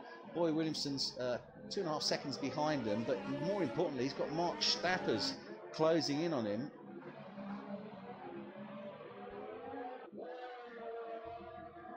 So Stappers is looking to start closing in, I think, on Boy Williamson. That's going to be interesting to see how that pans out. They're both running on the Ultra Soft, although Mark Stappers is much older. But saying that, he seems to be able to put good wear on those tyres, doesn't he? He seems to be able to make them last pretty well.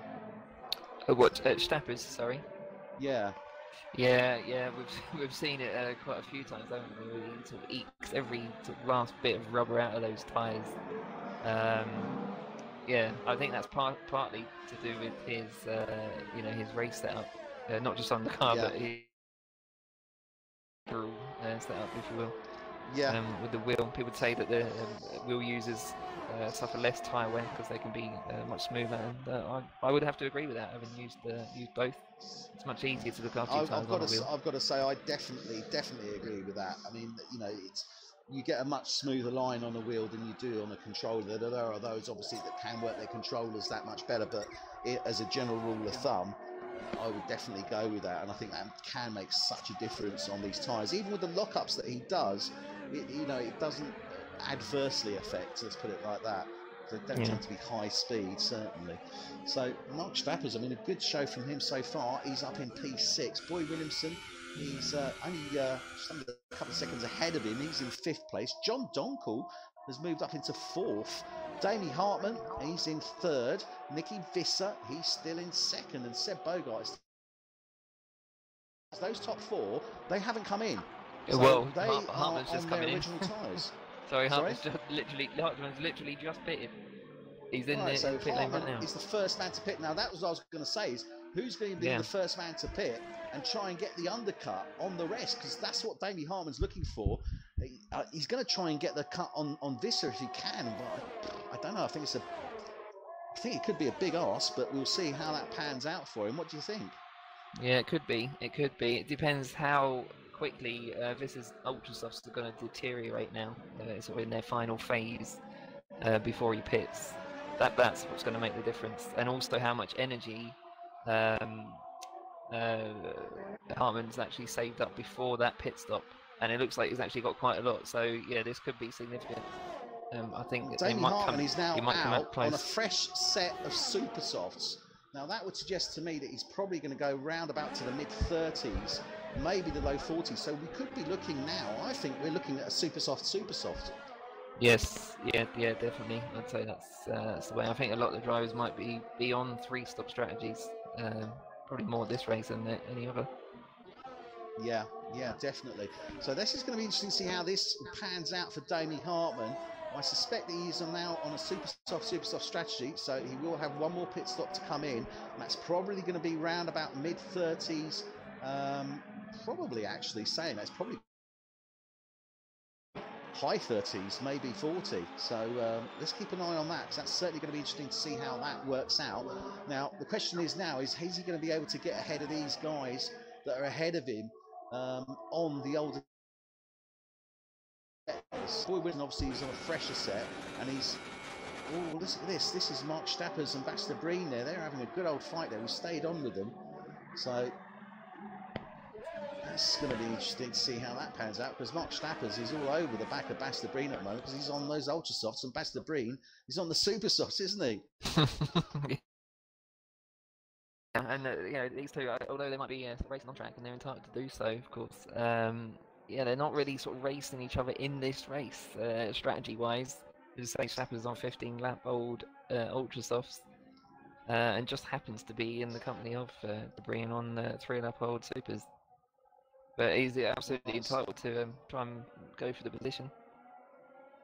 Well, I just quickly saw off screen there that John Dunkel's made the move on Boy Williamson. And that looks like that was round turn 6, or in that sector there, sector 2. So John Dunkel gets ahead of Boy Williamson. Now that's an interesting one. Yeah, yeah, I'll just sort of see how that one pans out with Boy Williamson.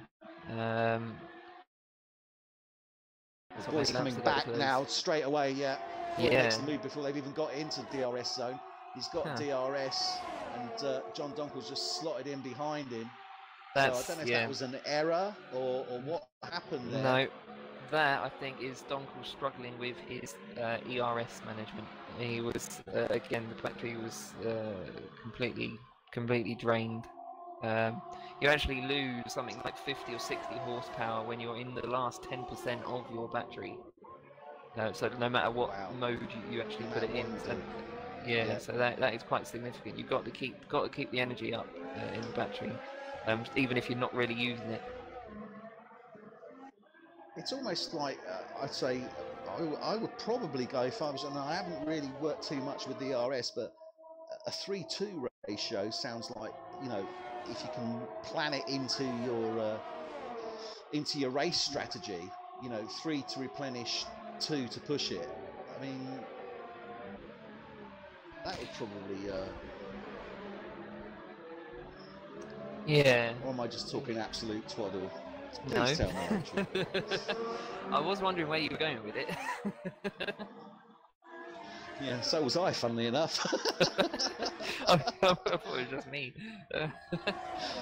So Breen makes a move on Donkel. He's just done it. So he's just done that on the start-finish straight there. So De Breen moves up into 4th place. Now that is important for De Breen, I think, in many, many ways. Visser is clearly just looking to mirror Seb Bogart. I think it's the first man to quit here. I don't think Visser's going to go for an under.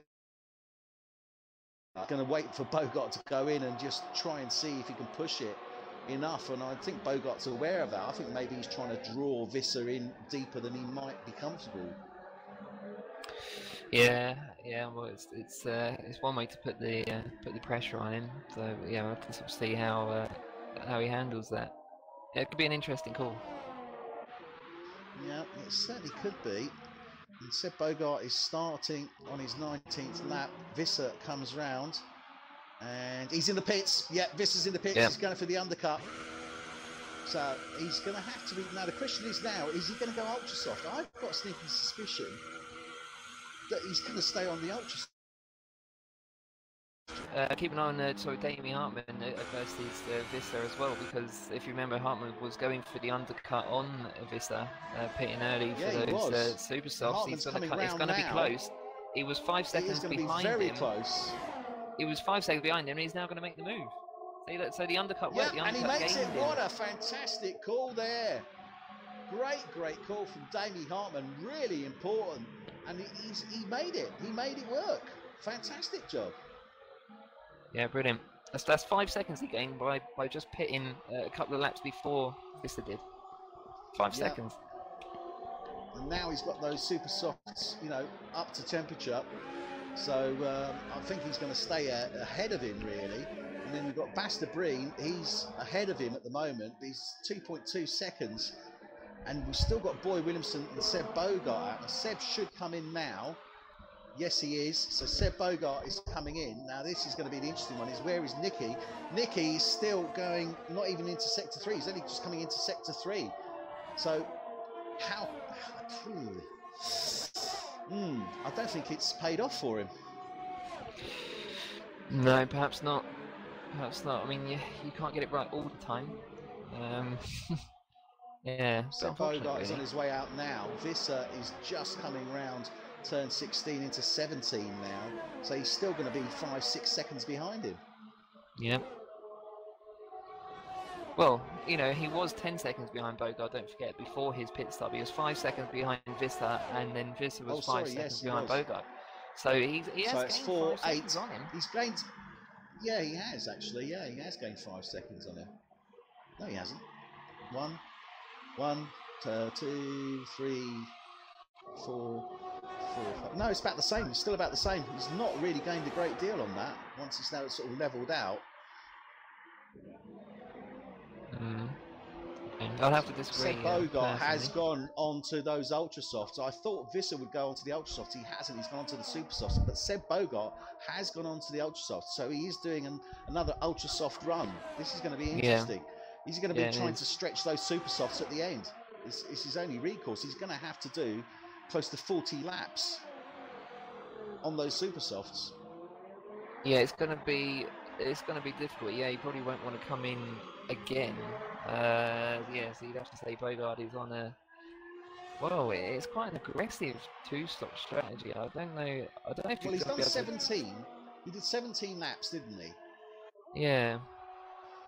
17 on ultras, then he's going to do 17 on these ultras, presumably. That'll take him to 34.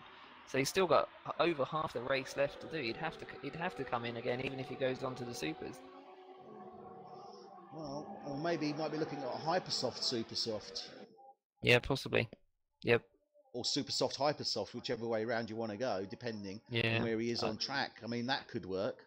I think it might depend on where Williamson is in comparison to him. I think he might be waiting to see what he does.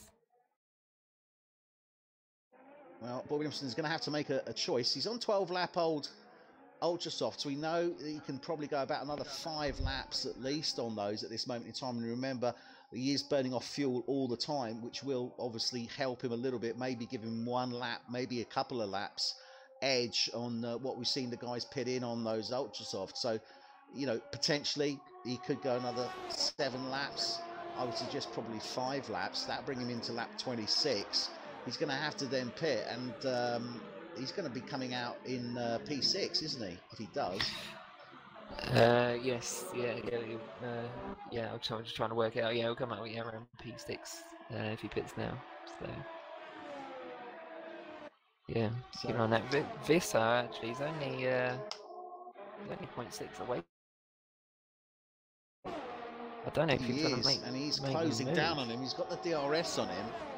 Both got the same battery. Turn 1. Visser has really closed down now on the back of Hartmann. He is on a slightly fresher set of Supersoft, so they should come up to temperature now. Now, this is what Hartmann didn't want. He wanted to try and get a little bit further ahead, and Visser's going to try and make the move into turn 4, and he does. Does he make it stick, though? They're coming around 5. Can he hold it?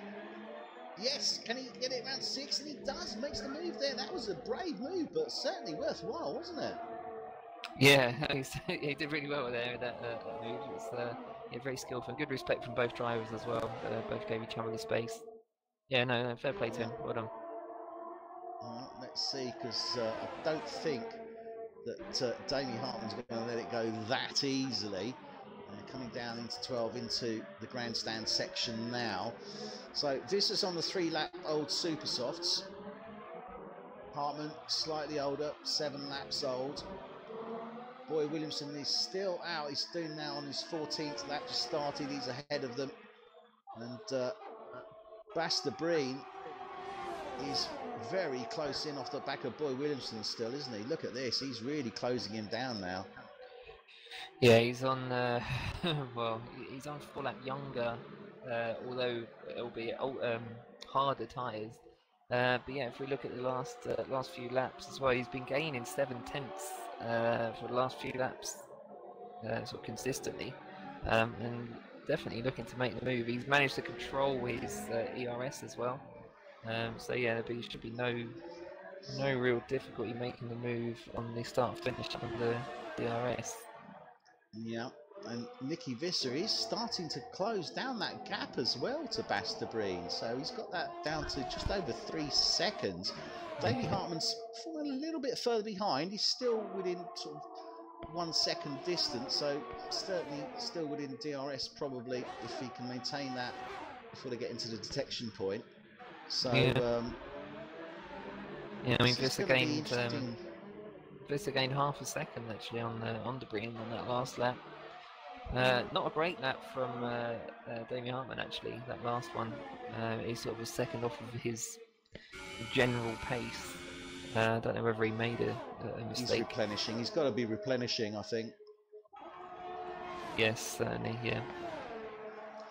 He's got to be replenishing because what he's looking to do is obviously replenish and then try and get in there. And I suppose that's that ratio I was looking at. You know, 3 laps to replenish, 2 laps to just beat it out. But you've got to be still got to be close to that guy ahead of you, or all potential guys really. You've got to be still within, well, certainly under that second, and ideally within 0.8 really. Yeah, no, yeah, you're absolutely right. And you've got to have the energy in the battery to be able to do it as well. It's all very well having the ERS, but with the introduction of ERS, well, I say it's making the move. There's one thing making the move under the ERS, and the other thing is maintaining or increasing that gap using the ERS, and that's what I would tend to look. Yes. I look at ERS for is it's not just to do the overtake. Your DRS zone is really what you want to be doing on that. The ERS is to get past them and get ahead of them so that they can't catch you up easily. Yeah, it's easier said than done. That's the thing. Oh God, I can't do it to save my life, but you know, I'll be brutally honest with you. You know, see, if I'm in the car, it's on automatic. I don't even bother with it. But you know, at this level, this is the sort of level that these guys are looking at, though. Yeah. Well, you know, a lot of respect to him. It's not easy, especially when pressure is so high, and there's a lot at stake. It might be a game, but it's competitive racing. Oh, definitely competitive racing. We're with John Donkel, who is battling it out with Martin Pardicoop, and these guys have been battling since the start, haven't they? Backwards and forwards between the two of them. Yeah, it's been really good to watch. Really entertaining fight between the two drivers. John Donkel gets the move done. He's made the move on Pardicoop. He has. Yeah, he's got it done into turn 2. He sort of got it done into turn 1. So blue lights there for the Mercedes driver, let the other guys through. And John Donkel gets the move done on Martin Pardicoop. Now he's obviously on a much fresher set of Supersofts. And Donkel's only on 5 lap old, so that's the advantage there, isn't it? Yeah, the Pardicoop's actually got the little green spanner telling us that Jeff is in his ear, telling him to come in. He's only actually done 11 laps on those Supers, so I don't know whether he's sort of changing up his strategy sort of on the fly. We may see him dive into the pit at the end of this lap. I think we may, and if he does, because those Supersofts don't look too bad. If he does, I'm going to call it. I think he's going to go Hypersoft, try and see if he can break out of this position. Okay, he's well, he's not going out. He's staying out, Jeff, as we all do. He could be maybe looking to make next lap and just formulating his strategy, but he's dropped nearly 2 seconds behind Donkel, and Donkel is really charging through. I mean, he's still got some real time to make up. He is in P6, but he's got 30 seconds to Damien Hartman. He's 2.3 seconds off the back of Visser. Visser is 1.8 now off the back of De Bruyne, and De Bruyne's still fighting it out, 8/10 behind Boy Williamson, but Visser has now got that Ferrari and Haas in his sights. He's really closing them down. He's really moving, isn't he? Yeah, he's on the racing at a rate of knots. There's actually quite a good battle for P7, sort of just behind them. There's a sort of three-way battle. They're only at a sort of a second away from each other. Yeah, Marcel Dronig in the Renault is currently P9. Stappers in the McLaren P8, and as you say, Parder-Cooper in the P7. They are all within DRS of each other. So, and not only that, but sorry, I was just going to say Droning's actually on the ultra, the Hypersoft tyre as well. Against Stappers on the 7-lap old set of supers against Parder-Cooper on the 12-lap old set of supers. So they're all on sort of increasingly worse tyres, if you like, from back to front. They are, but Dronig, I mean, surely, we know that those Ultrasofts, but he's on 12-lap old Hypersofts. They cannot be in good nick, surely. Yeah, you wouldn't have thought so. We haven't seen many drivers taking that far, but they don't look too bad. That's the thing. Do we know if Dronig uses a wheel? Yeah, he does. Yeah, he's definitely got wear on the inside fronts, on the inside front tyres. There is wear, but not anything that's horrendous. But yeah, I think all the drivers use a wheel. I think maybe only one, which might be Van Delft, that uses a controller at this moment in time. So yeah, I think they are all on wheels. Okay. But they're certainly staying. I mean, Dronig is certainly staying with Stappers. Stappers is Parder-Cooper's pulled out a little bit more now from Stappers, but Stappers closes him down on that section between 11 and 12. So they're all still with pretty much good shout of each other. All it takes is one guy to make one error, and that's it. And if it's the guy that's in front, Parder-Cooper, then Stappers and Dronig would be having a good day, I think. Yeah, you're quite right. There's pieces of rubber going flying into Dronig's visor just there from Stappers' car. Just picking up some rubbles. He's actually made the move into turn 1. Has he gone too deep? Oh, look at this! No, he hasn't. He's made it stick. He's made it stick with 13 lap old. How did he do that? I just missed that because I was just on Parder-Cooper there. So I literally just missed that turn because I wasn't expecting that. That was a great move. Really great move. Use his ERS well to... Apologise, Marcel, I didn't catch that one. Next time.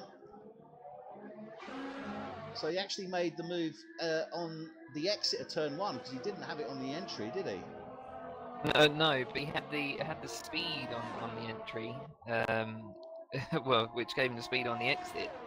Right. Yeah, it gave him a really good run at him. I thought he'd gone too deep. I thought he'd sort of outbraked himself, but he managed to hold it and sort of hold himself on the inside of turn 2, the left-hander. Yeah, and he kept it on track. And, yeah, it was a really good move.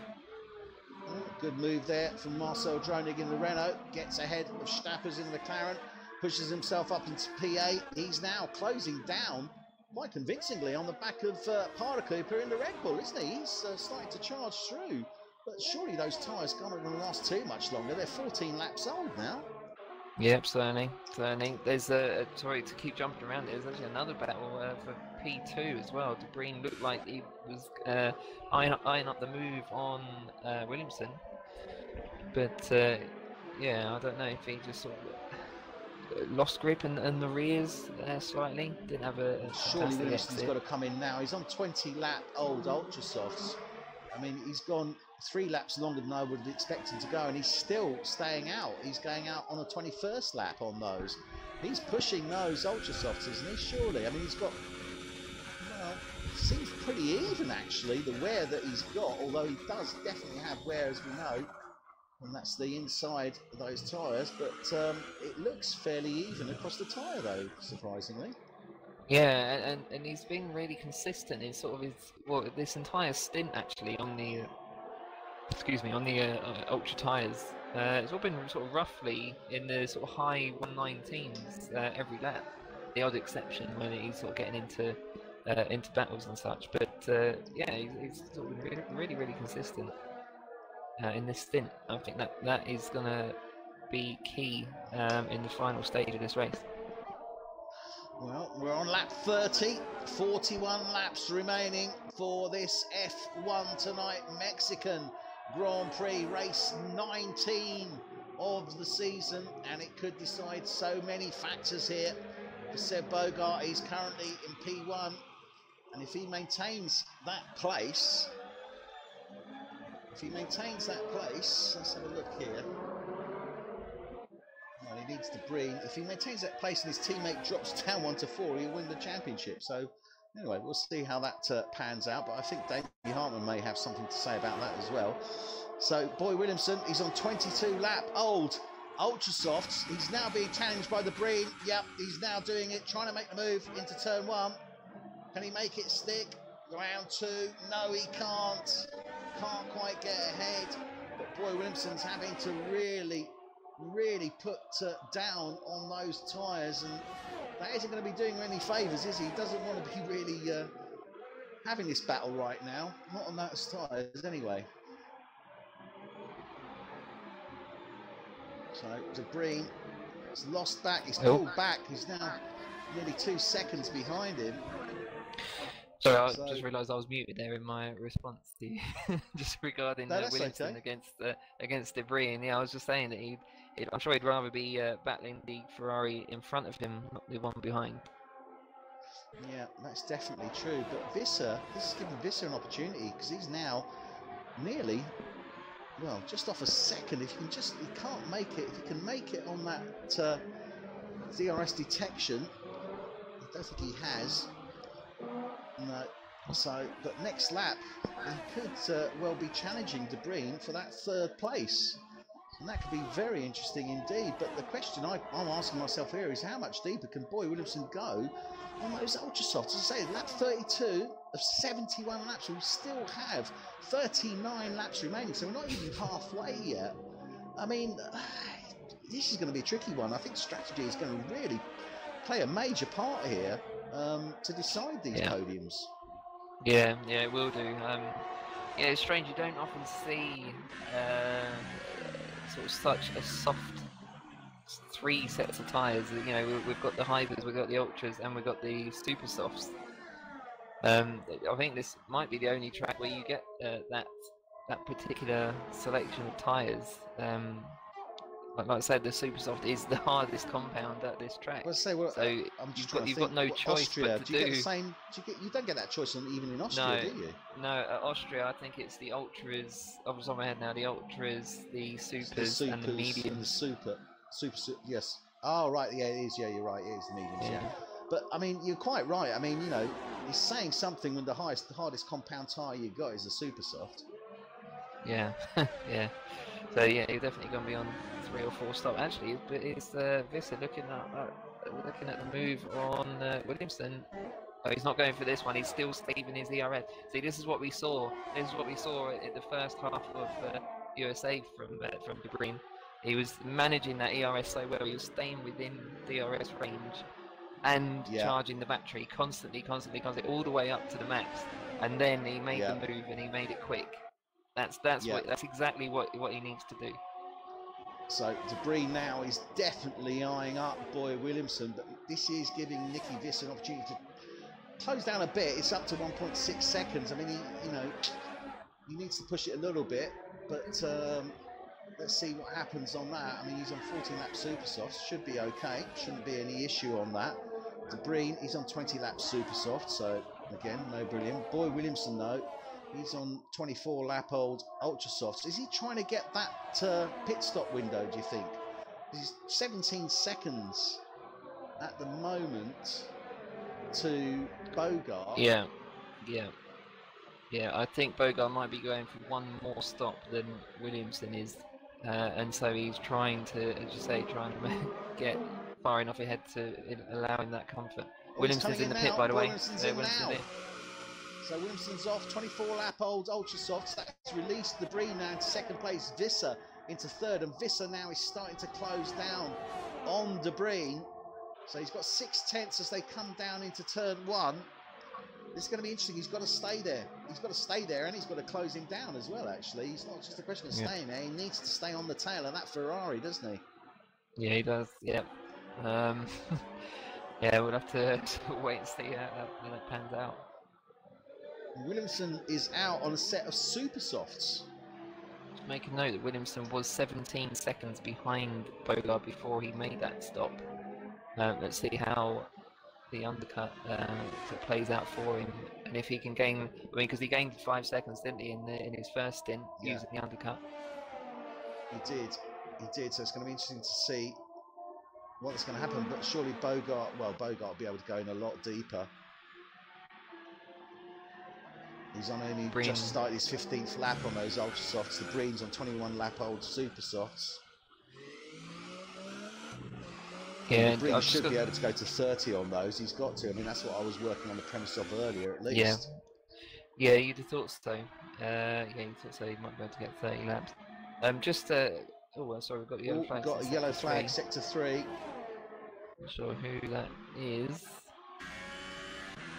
I was just going to say about Debris, but just before Williamson come in the pit, as I said, he was charging his battery. He's now using it now, but in the sort of charging phase, he was in mode 1 and matching Visser's lap times behind him, who was in mode 2. So he was having to use his battery just to maintain the gap to Debris ahead of him.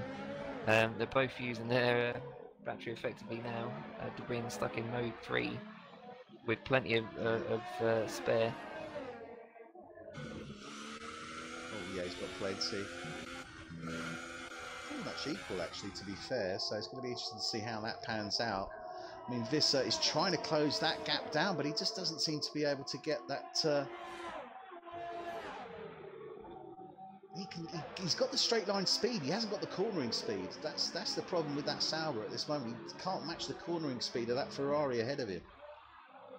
Yeah, I don't know what it is. Where perhaps the driver doesn't favour the track quite so much as Debris. I don't know. It's difficult to tell. He is in DRS range now. He's going to open up the wing. He is, but he's not going to be able to close him down, I think, significantly enough. He'll probably get a couple of tenths off the back of him. I don't know. He's pretty close there. He could make the move in the next DRS. There's a good exit here.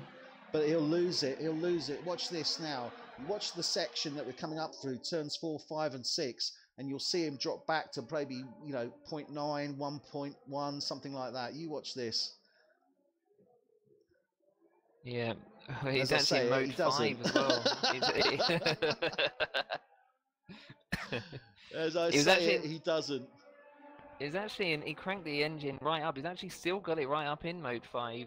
I think this is going to cost Visser. He needs to sort of just manage not just the car, but his mentality. Yeah, he needs to sort of focus. He needs to rein it back a bit, because look, he's not gaining. He's now 8 tenths off the back of that Ferrari as they come into turn 12. He's not gaining enough to make it worthwhile. And all he's done is lose battery. That's literally all he's done. And that's it now. Look at this. I mean, Visser now, he's still where he was. He's only gained maybe a tenth. Well, he's back up to mode 5 though. He's going to give it another go. I don't know if this is just out of stubbornness, frustration. Perhaps. Yeah, frustration. He's going to try and make the move into turn 1. And he does make it stick. Yeah. Yeah, Debris on much older tyres as well. Well, he's on 6 lap older. He's on 24 laps. This is on 18 lap old super soft. So yeah, that's true. I think Debris. I think he's just measuring him up. Yeah, I think if Debris plays it sensible, I wouldn't say doesn't sort of acknowledge that he's there, but just kind of let him have his race, and he have his own race. Manage the DRS, and I think it will play into Debri's hands at the end. I think we'll see a Ferrari 1-2 at the end of this race. I think you're right. I think we could be very, very easily looking at that 1-2 Ferrari. The question is going to be P3. Is it going to be Visser, Hartman, or Williamson? Because as far as I'm concerned, well, Williamson probably a little bit. I don't know, actually. No, he's in the shot as well. Yeah, he went for the undercut. If you remember, it was 3 laps ago. Right. Yeah, it could literally be any one of those three for the third spot on the podium there. So it's going to be interesting to see how this pans out. Now, at the moment in time, Seb Bogart leads in the Ferrari. The championship leader has really driven a faultless drive so far. I can't see any fault. I always say it's good when the commentators don't pay too much attention to a driver. It means he's doing something right, especially when he's at the front. So Seb Bogart maintains that lead. He's got 20 seconds on Nicky Visser, who's currently in P2. And they're on more or less equal laps on their tyres. Bogart's done 18 laps in his Ultra Softs. Visser's done 19 on the Super Softs. He's got Basta Breen on the back of him in current P3, just over a second behind. And he's on substantially older Super Softs. So Visser did make the move on him about a lap or so ago to take that second place. Damie Hartman, he's in fourth, a couple of seconds down the road from De Breen. And again, he's on relatively older Super Softs, 23 laps old. Boy Williamson, we saw him come in, try and see if he can get that undercut, get a little bit closer to Bogart. He went on to the Super Softs. They're only 4 laps old. He's in P5 at the moment.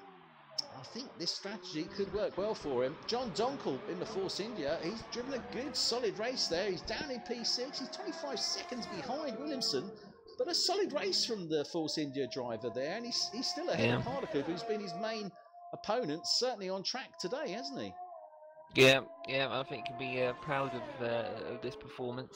As you say, he's been battling Partaguda for the majority of this race, and indeed the qualifying session as well, albeit that was kind of lag related issues. Yeah, that was a bit strange. But it was very strange. He's done well. It's good to see him in P6. I mean, it's a good chunk of points for P6. 8 points, not to be sniffed at. No, definitely not. And I think this might be his best finish since I started commentating on him. I don't know how he did before that, but it's certainly the best. Yeah, he's done some podiums. I think he's done at least one podium, if not 2. So he had a good start. Bit of a tough middle season, but now certainly coming back towards the tail end of the season. Parder Cooper in the Red Bull. He's currently in P7. He's just over 4 seconds behind Donkel. Stappers, good solid race from Stappers as well, P8. And let's actually quickly have a look at the differences here. So position changes. So Hartman's moved up 1. Yeah, Parder Cooper's moved up 4. And that was a good start from Parder Cooper. Certainly he got a good start. And he's done well, moved up 4 places to P7. Stappers has stayed where he is in P8. Good solid race from Stappers as always. Marcel Dronig, he stayed where he is, P9.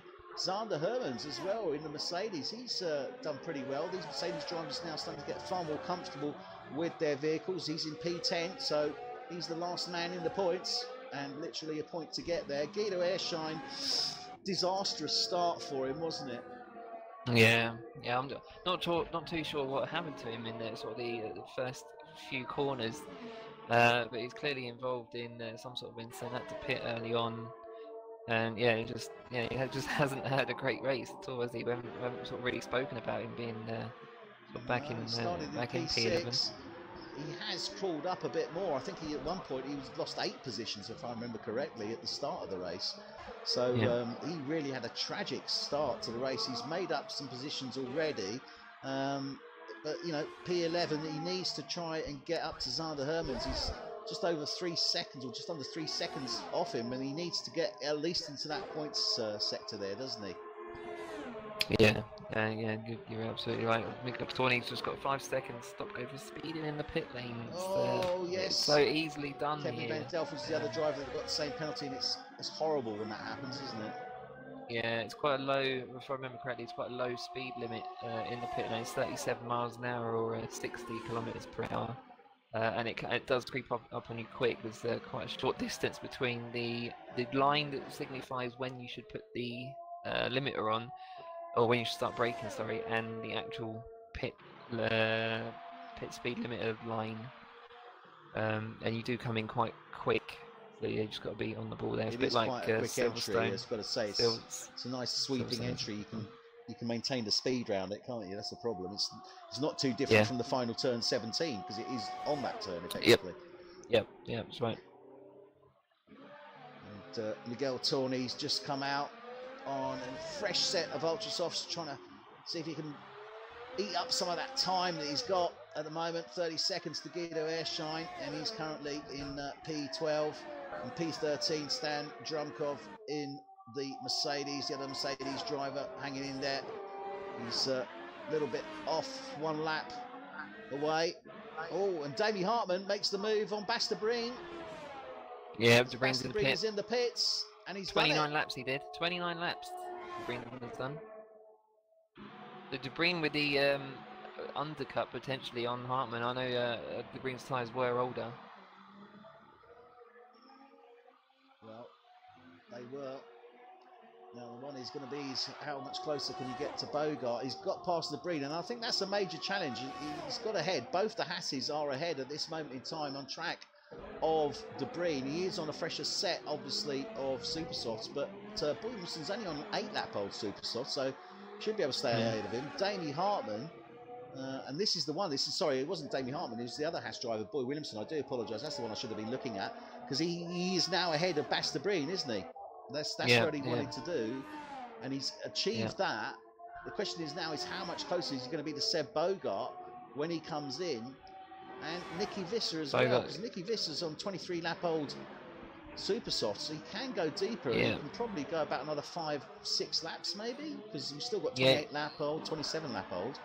Yeah, he could do. So Bogart's just in the pit now, so we're going to see where, how far away Williamson. Bogart is exiting the pit now. Boy Williamson's only just coming round, final turn 17 now. So we'll see how much of a gap, 11, 14, 15 seconds.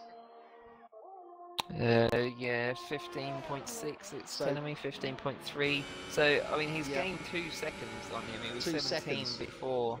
He was 17 before Bogart, before Williamson's pit.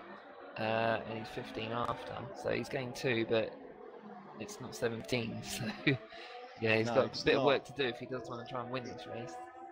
He's still got a lot of work to do, and it really depends on what happens on track with those Ferraris, especially with Seb Bogart. Visser is closing in on the back of Bogart, but is there much point? I mean, 24-lap-old Supersofts to a fresh set of Supersofts is probably only closing them down because those Supersofts aren't probably up to temperature yet.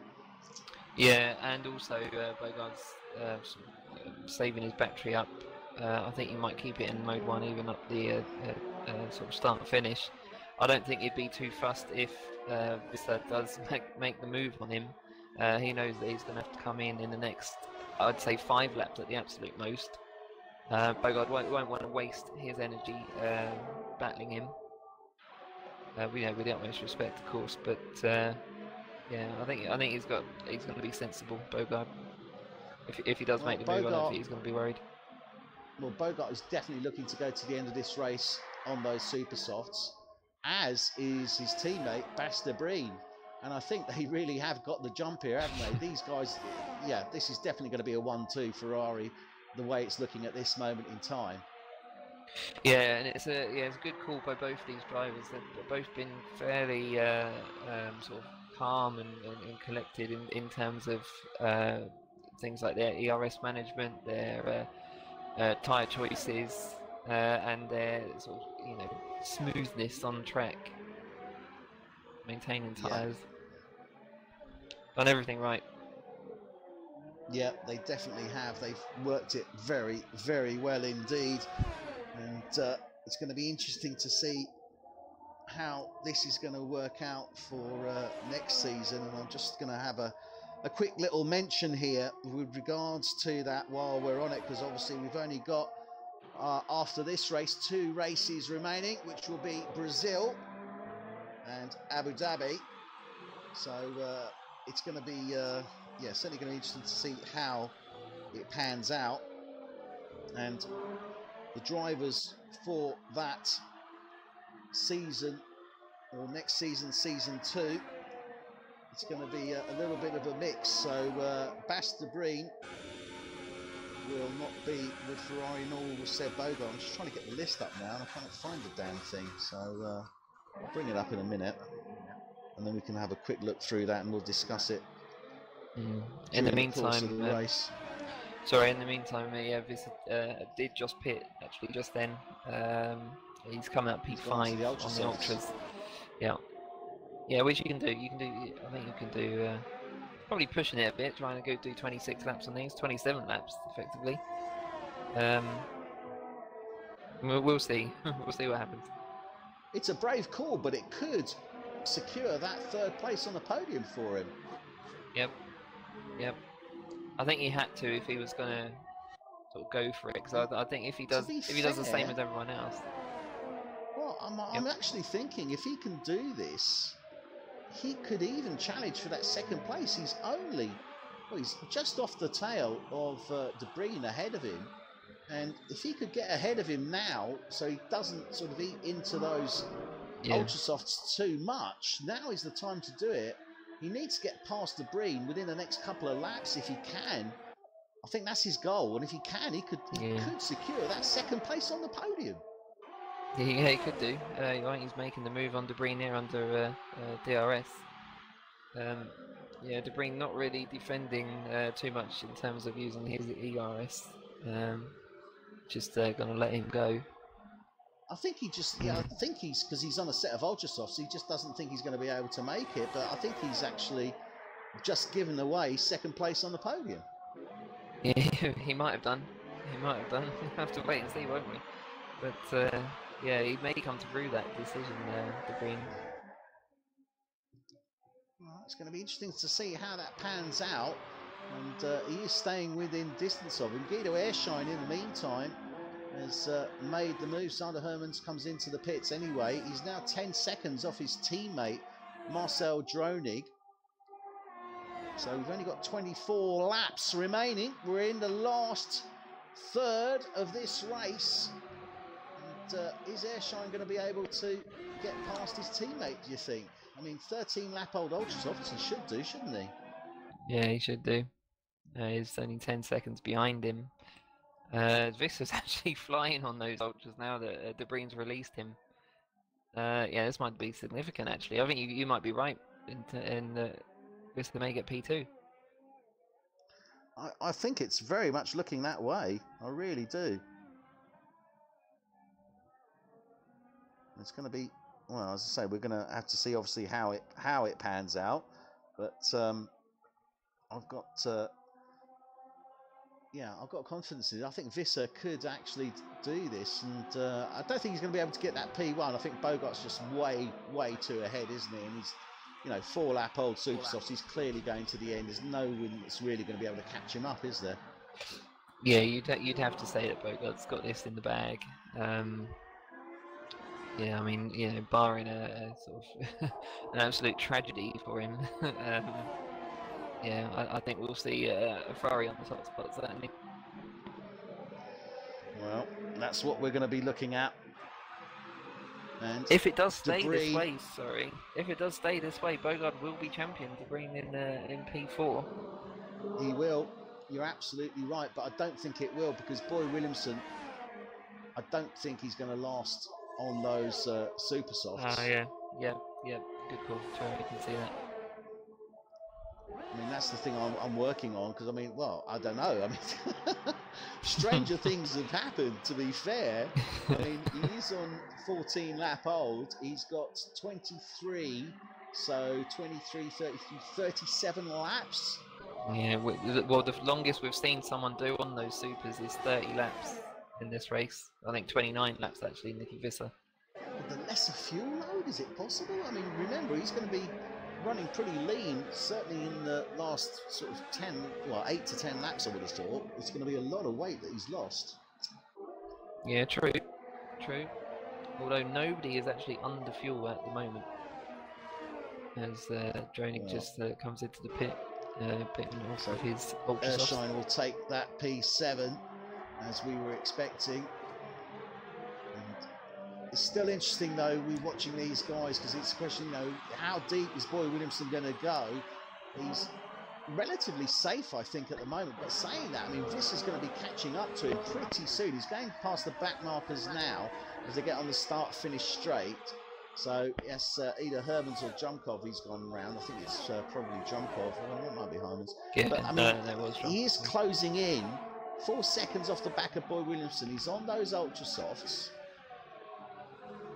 This could be very interesting, actually. Visser right now is the fastest man on the track. He's 4 tenths faster than Bogard, who is second fastest.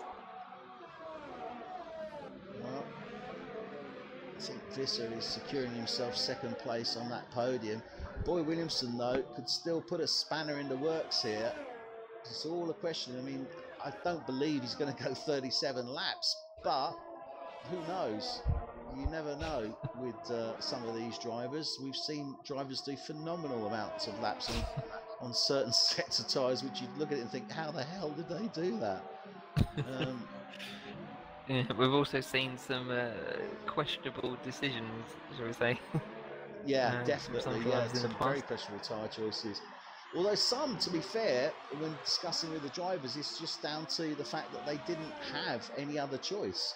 And that's another thing you need to take into account sometimes. We obviously look at the tyres, we know the tyres that are available, but that doesn't necessarily mean that those tyres are available to that driver, because he could have scrubbed them out or used them up during qualifying. Yeah, he could well have done. So I don't know if you noticed, there's Sam Dronkov who's just retired. I think he spun it under the stadium area. Oh right, no, I missed that. Unfortunately, a bit of an unfortunate place to spin, because you've got most people watching you there. You've got more high concentration of spectators there than anywhere else on the track. It's not the place you want to do it, not with that much attention, although I'm sure the crowd would have enjoyed it, that's for sure. So unfortunately, Stan Junkov, the Mercedes driver, DNFs, looks like it was in the 3rd sector through the grandstand section. So unfortunate to see him go. Only 2 DNFs actually on this race, which is not bad going, I think. No, that's not bad at all. And just sort of looking at sort of the back of the pack as well, I think Junkov's teammate Sander Herman, I think he might be on for a championship point.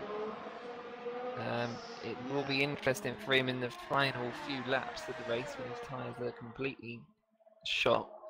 But yeah, we'll have to wait and see. I don't know how well we know Marco Stappen is notorious for managing his tyres well. Sander Herman's getting a tow at the moment off Seb Bogart by the looks of it. So on the straight, so that was very much appreciated from him. I think gives him an opportunity to close down that bit more to Mark Stappers. He's actually, I think, he almost taken 2 seconds out of him actually during that lap. So yeah, thank you very much, Ferrari. It's not very often you get Mercedes saying thank you to Ferrari for a tow, but there you go. I think Sander Hermans just did. So he's starting to close in on the back of Mark Stappers, as we rightly say, for that championship. And he is all over the back now. Look at that. He is, isn't he? He's all over the back of Mark Stappers now. That was very quick. Yeah, battling for a championship point, of course. Well, yeah, it's certainly important. Every little point counts. And obviously it is his first season, and he did join very late on in the season. I think he's past halfway, actually. Okay. Keeping on P2, by the way, I think Williamson's going to lose his position under DRS to the very quick Nicky Visser. Williamson's like Visser has indeed closed him right down. Visser is right on his tail here, making a move, trying to make that move into turn 1. Can't do it. Can he do it into 2? Needs to get on that right hand side for the exit of 3. It's well defended. Goes a bit wide there. I don't know if you noticed, Williamson actually was prepared for the move, or we had to defend, because he'd actually saved up almost full charge. Wow. To defend with DRS. So virtual safety car again, by the way. Well, VSC is out. Torney's out. Miguel Torney is out. So that's Torney out, and that looks like that is round that sector 3. Sector 2, actually, sorry. See if you can see Torney off to the left or the right there. Marco Stapper's just gone very wide in sort of the middle of sector 2. sort of those fast left rights. It was very strange because he's under virtual safety car, so he wasn't going too quick. I don't know whether he was playing with some buttons on his steering wheel, getting Probably. the DRS, sorry, ERS down. Yeah, more than likely VSC still active. No, VSC is off now, and Ershine came in, took advantage of the VSC. Dronig has got out ahead of him, so he's got to make that place back up, but although they are now in the points, so a little bit of a different situation. So Ershine's gone on to a fresh set of ultra softs, so he's clearly looking to go to the end. Dronig's on a 4-lap old ultra softs. John Cool is on 3-lap super soft, so he's going to the end. So all the drivers now looking to go to the end of the race. The question mark that we've got is on Boy Williamson at this moment in time. He has lost that second place to Visser, but he's staying up with him. He's not losing him at all, is he? No, yeah, he's he's with him, but I don't know how much longer he will be with him. That's the difficulty here for Williamson. Yeah, got to say advantage Visser. At this moment in time, definitely, and De Bruyne is well, I don't know what's happened there. Something's gone wrong somewhere, hasn't it? He's down in P4. Yeah. I think it's Williamson. I think he just didn't realise that Visser was looking to go to the end of this race on those ultra softs. I don't think it registered with him. No, no. I think he thought it was probably a stretch too far, and he didn't really need to worry about it so much. I mean, De Bruyne's known by my experience with watching him so far. He is quite sort of chilled out, and he was possibly too chilled out at that moment. As I say, he was quite lax in his defence, and he let him go, thinking that he might be able to make the move again at the very end of the race, which he might still do that. We don't actually know what's going to happen to Visser's players. Now I'm gonna play the cynical part here, the cynical commentator part here, because I'm looking at this, I'm thinking, hang on a minute. If Seb Bogart wins this race and De Bruyne finishes in 4th, Bogart wins the championship. That's right. So you're thinking this might be semi-intentional? Is this a Ferrari ploy that we're seeing in F1 tonight, I ask myself? It wouldn't be the first time, or perhaps the first time in F1 tonight, but certainly not by Ferrari themselves. Well, it's certainly going to prove interesting as to how this will sound. I'm staying with Boy Williamson because I just really want to know whether he can go all the way on those super softs, and we're not seeing a huge amount of challenge on track at this moment in time. I mentioned earlier that the second season, so season 5 overall, but second season of, or first season effectively of 2019, it gets very confusing. But anyway, we're seeing quite a number of driver changes, and I was just going to do a quick little shout out on that. So I'll run through them by team, starting with Ferrari. So Ferrari drivers for next season will be Damie Hartmann and Martin Paardekooper. Red Bull drivers will be Marcel France and Miguel Tourney. Haas drivers will be Seb Bogart and Marcel Dronig. Mercedes will be Nicky Visser and Boy Williamson. Renault will be Bas de Bruyne and John Donkel. McLaren will be Ruud Window and Stan Drumkov. Sauber will be Mark Stappers and Rob Mulder. Toro Rosso, Peter Phillips and Zander Hermans. Williams will be Jerome Portmer and Kevin Van Delft. And Force India, or Racing Point, there will be Force India in this game though for 2018. It will be Guido Ershine and Marco Pullen. Now, while I was running through that, we've seen a little bit of a to and fro here between Boy Williamson, and I think that's Marcel Dronig. I'm not too sure. And some of you might be thinking, well, hang on a minute, what's going on? They're not actually racing each other. Now, what you're actually seeing here, and I think, Adrian, you can correct me if I'm wrong here, is basically that that Renault driver is looking to unlap himself, and he's quite within his rights to try and unlap himself by overtaking a car that's actually ahead of him on track, isn't he? Yeah, yeah, quite right. You are entitled to overtake yourself if you are significantly faster than the driver or than the car in front, and can overtake safely, without sort of forcing the driver ahead, or the driver a lap ahead to defend. Yeah, absolutely. And while we were doing this, obviously we were watching Boy Williamson, but Basta Breen now has closed in right on the tail of Boy Williamson, and he's in. Boy Williamson is in. He's in. So that's it. That's released Basta Breen now. Now I think Bass is going to be scratching his head now, because this should be the point where he will realise that he's got Nicky Visser ahead of him, 14 laps to go, and he's on a set of Ultrasofts. Hang on a minute, this guy's second place on the podium. Yeah, I think he's. I think this has sort of one-upped him, Debris. And I know we called out the Ferrari drivers, didn't we, earlier on, not putting the foot wrong, perfect strategies and such. But yeah, I think I don't know if Debris was sort of, as I said, a bit too sort of laid back in his defence of what he was going to do. Yeah, I think he's gifted this one slightly to Visser. I mean, Visser's fought for it, no doubt. But yeah, could have made it a little bit more difficult. Yeah, I think I honestly think he just didn't realise, and it just didn't register with him. He was probably sitting there thinking, well, hang on a minute, I'm on 3-lap old super softs. This guy's just gone on ultra softs. That's, no way. Yeah.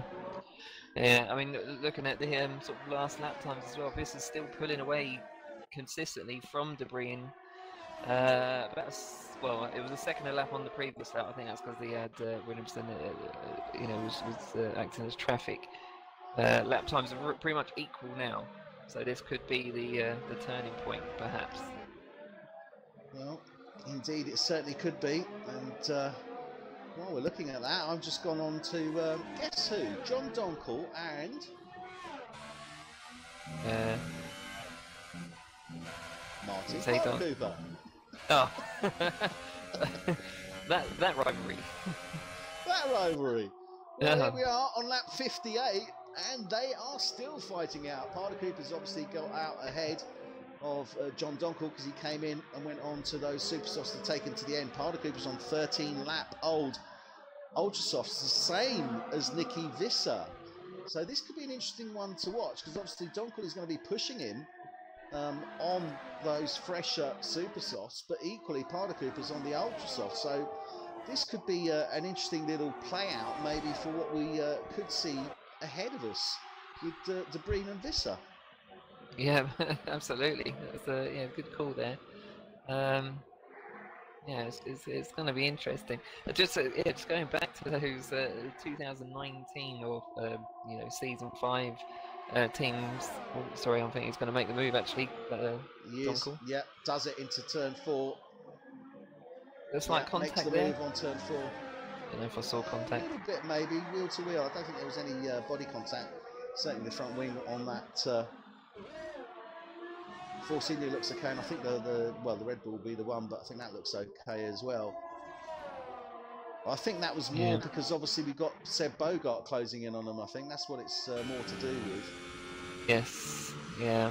Parder Cooper's lost a little bit of time, obviously having to concede the position, or concede the space to Bogart, a lap ahead, blue flags.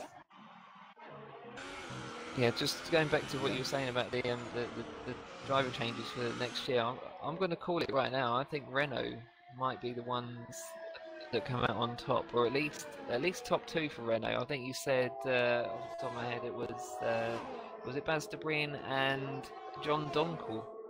Yeah. Yeah, I think those two might. Yeah, I think that might be a pretty good team. That. I've got to say, I think I'm going to go with Mercedes actually. With who got Mercedes? Nicky Visser and I think was it Damie or Boy? I can't remember, one of the Haas drivers. Oh blimey, yeah, that will be a good team. Oh dear, Damie Hartman. What's going on here? We've seen Nicky Visser. He's in the pit. Visser's in. He's in the pit. Yeah. Yeah, so he's there in. we go. But he's doing a stop right. go. Is it? Is it a stop go? It was a stop go. It must have been because he's still on the same set of ultra softs. I'm not seeing a penalty on the race director. I've got to say, nor did I. So I'm not too sure what that was about, to be honest. That was very odd. This just came in. It must have been a stop go. It had to be. Do you know what I think it might be? Yeah, he's on the same set. I think this is out of tyres. I wonder if he's used them in the qualifying session, and it's just sort of automatically giving him back the same set that he had on. Although we didn't see him stop, did we?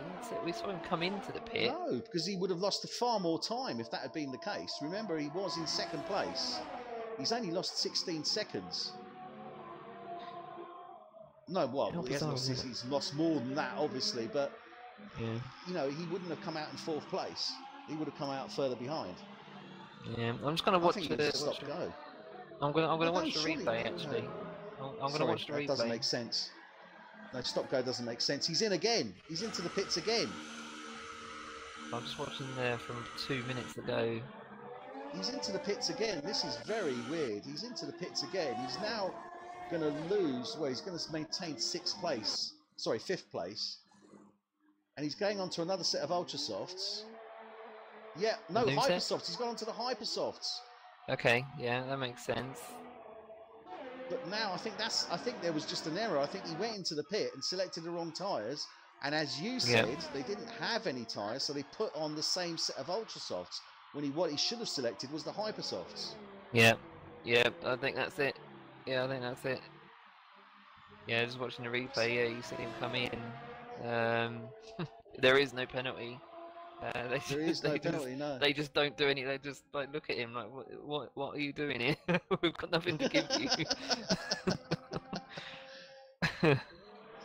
Oh dear, and that has just ruined. This is opportunities. 21 seconds now behind Boy Williamson. He's got 9 laps to go. He is on a set of hypersofts, to be fair, but I mean, I still think that's a big ask. Yeah. 9 laps, 2 seconds a lap consistently, and you still got to overtake the guy before the end of the race. Yeah, that is some real hard work. He's not had much luck, has he, Nicky Visser? Well, in the races that I've seen, anyway. I mean, even in his first race, you remember he was actually leading the race, come into the pit. Again, it's another pit incident.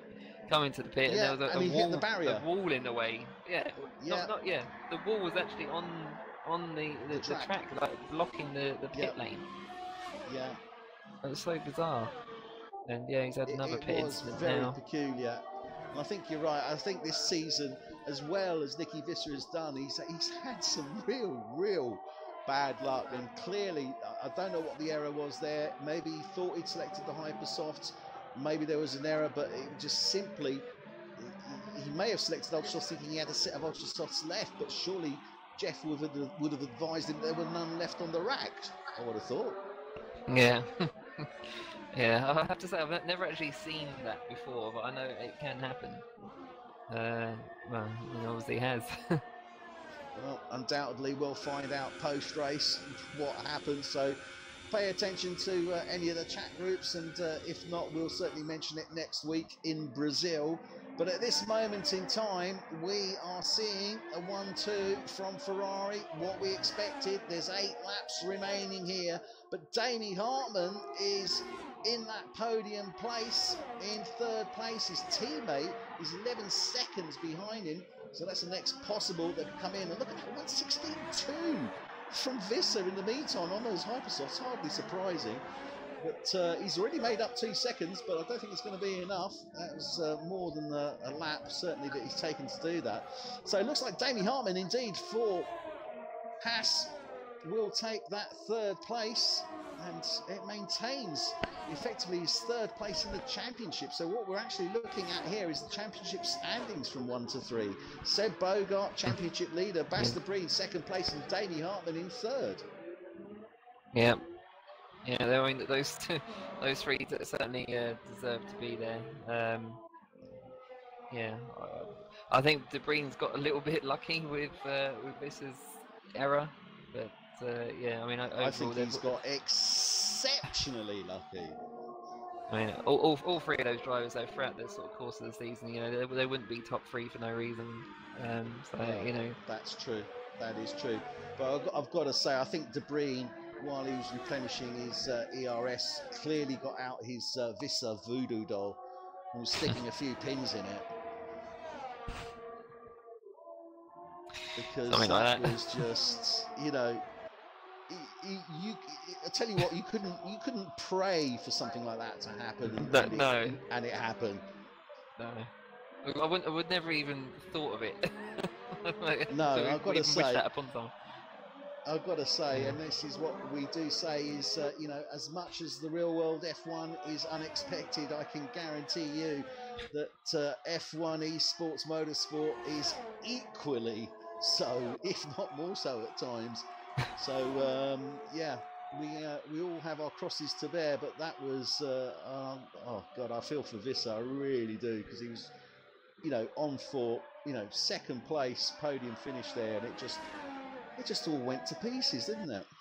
Yeah, like yourself, I do feel really bad for him. As I said earlier on, he's not had great luck, especially when it comes to pit lanes. But he worked so hard in this race to get P2 and to outfox Debris, and you know, he done everything right. But I don't know, just the wrong press of a button, or the lack of a press of a button, or whatever it is, just seems to mess him over. Well, Visser has the track to himself, other than possible back markers he might come across. So undoubtedly, I'm sure he's going to set the fastest lap. I'm pretty certain of that. He already has done with a 1:16, and I'm sure he's going to, you know, better that. As fast as last sector does now. Yeah, fast as last sector. Believe it. I can well believe it. But Sander Hermans in the meantime picking up 3-second time penalty. So we've got 5 laps remaining for this F1 tonight, Mexican Grand Prix, race 19 of 21. Next week we will be in Brasilia.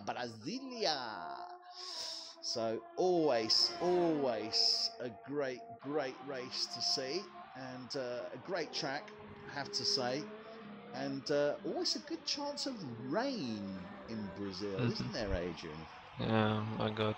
Well, it is. So I think there might be some kind of like rainforest or something around that way. I'm not entirely sure. Is there?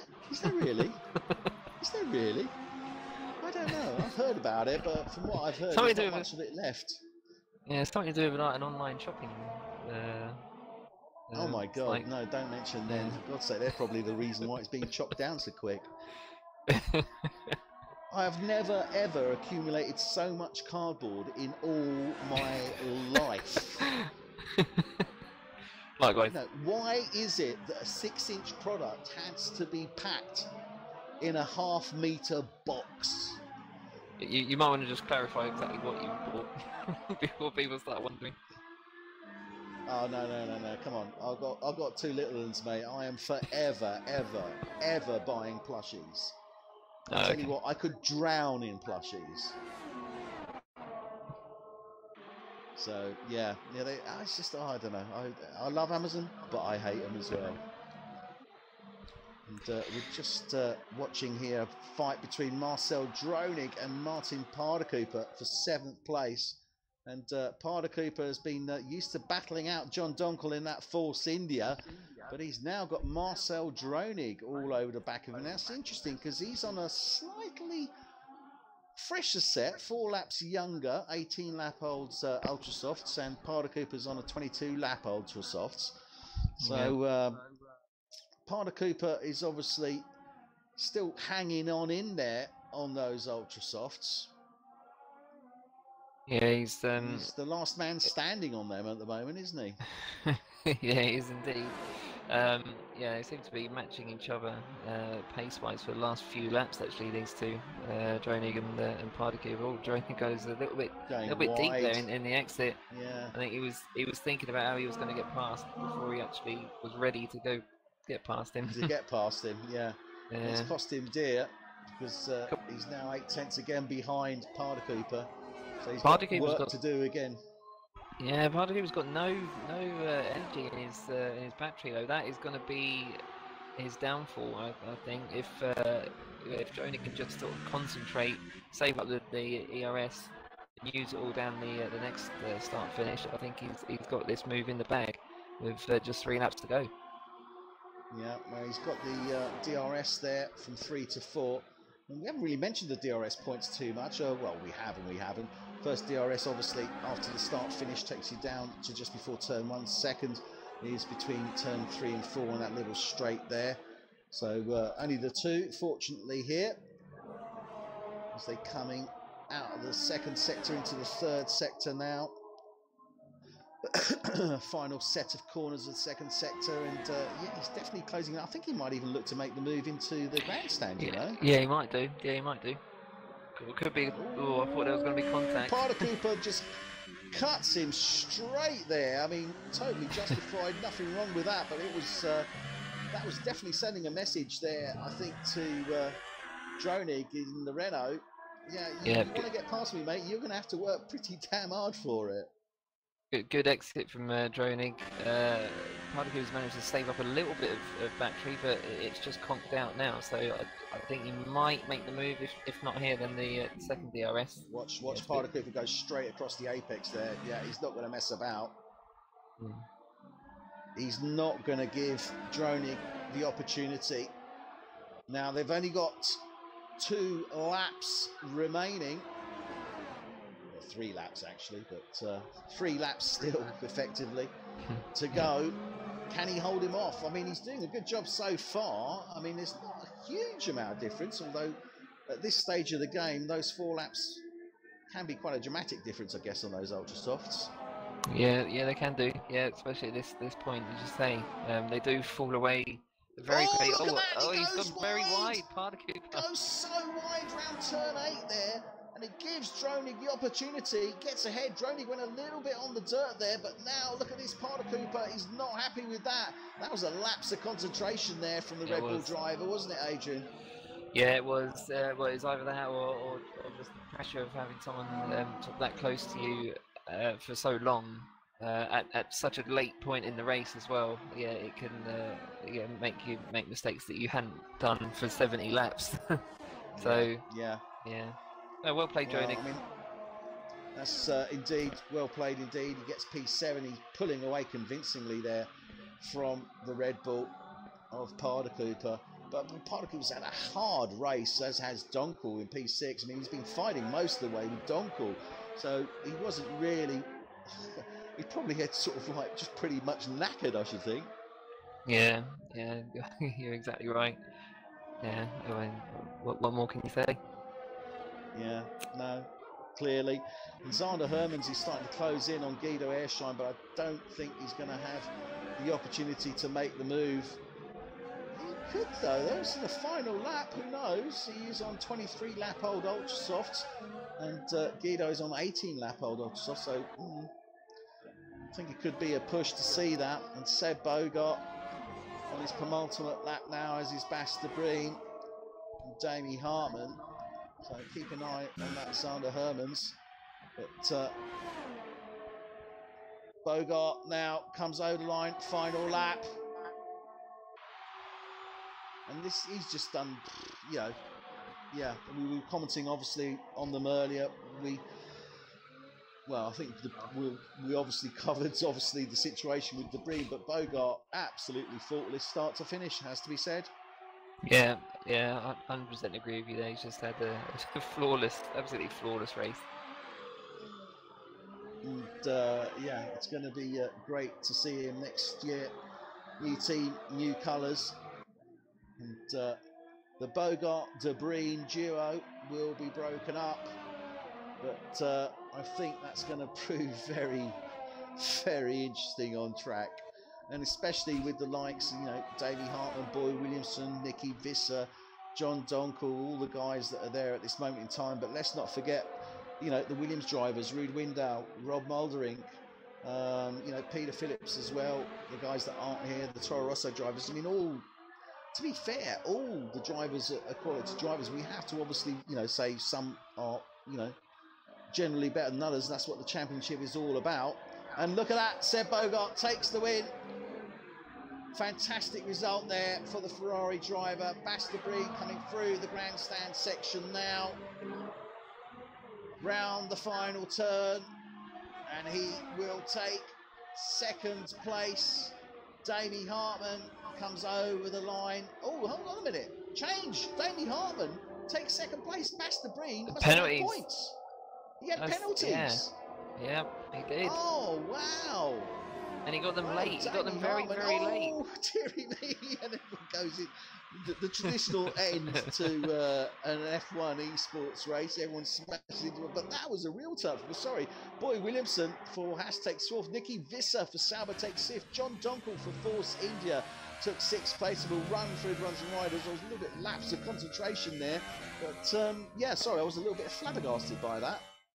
Yeah, it looked like De Bruyne got a penalty on the 66th lap. Oh, wow. And that 3 seconds was sufficient. It was. Well, there you have it. That Seb Bogart takes the win for Ferrari. Damie Hartman for Haas takes an unexpected second place. And Bastabri for Ferrari, I've got to say, takes an unexpected third place on the podium. It was a good race. Damie Hartman, one of the very few drivers not to get any penalties. He didn't get any penalties. That's a fantastic race from Damie Hartman. Bastabri, as we say, that 1 3-second penalty was sufficient. Put him into third place. Paul Williamson fourth. Nicky Visser for Sauber fifth. Sixth. John Donkel for Force India 7. Martin Parder for Red Bull. Marcel Droenig for Renault was 8. Guido Airshine for Renault was 9. Sander Hermans for Mercedes 10. Mark Stappers for McLaren 11. 12 was, well, not Miguel Torni because he DNF'd. Stan Drumkov DNF'd as well. Kevin Van Delft. So only 3 DNFs. And Seb Bogart maintains that lead. Damie Hartman, well, he gets that little bit closer to Bastabri. So a few points in it. He could potentially still take second place in the championship. Who knows what happens next week? We will be in Brazil. You're going to come to the fiesta, the party, the street party, the carnival next week, Adrian? I will most definitely be there in Sao Paulo. Yes, absolutely. One of my favourite tracks. Fantastic. Well, we'll see you same time next week, 7:30 UK time, 8:30 Central European time. This is F1 Tonight. We hope you've enjoyed it. Do join us next week. Thank you and good night.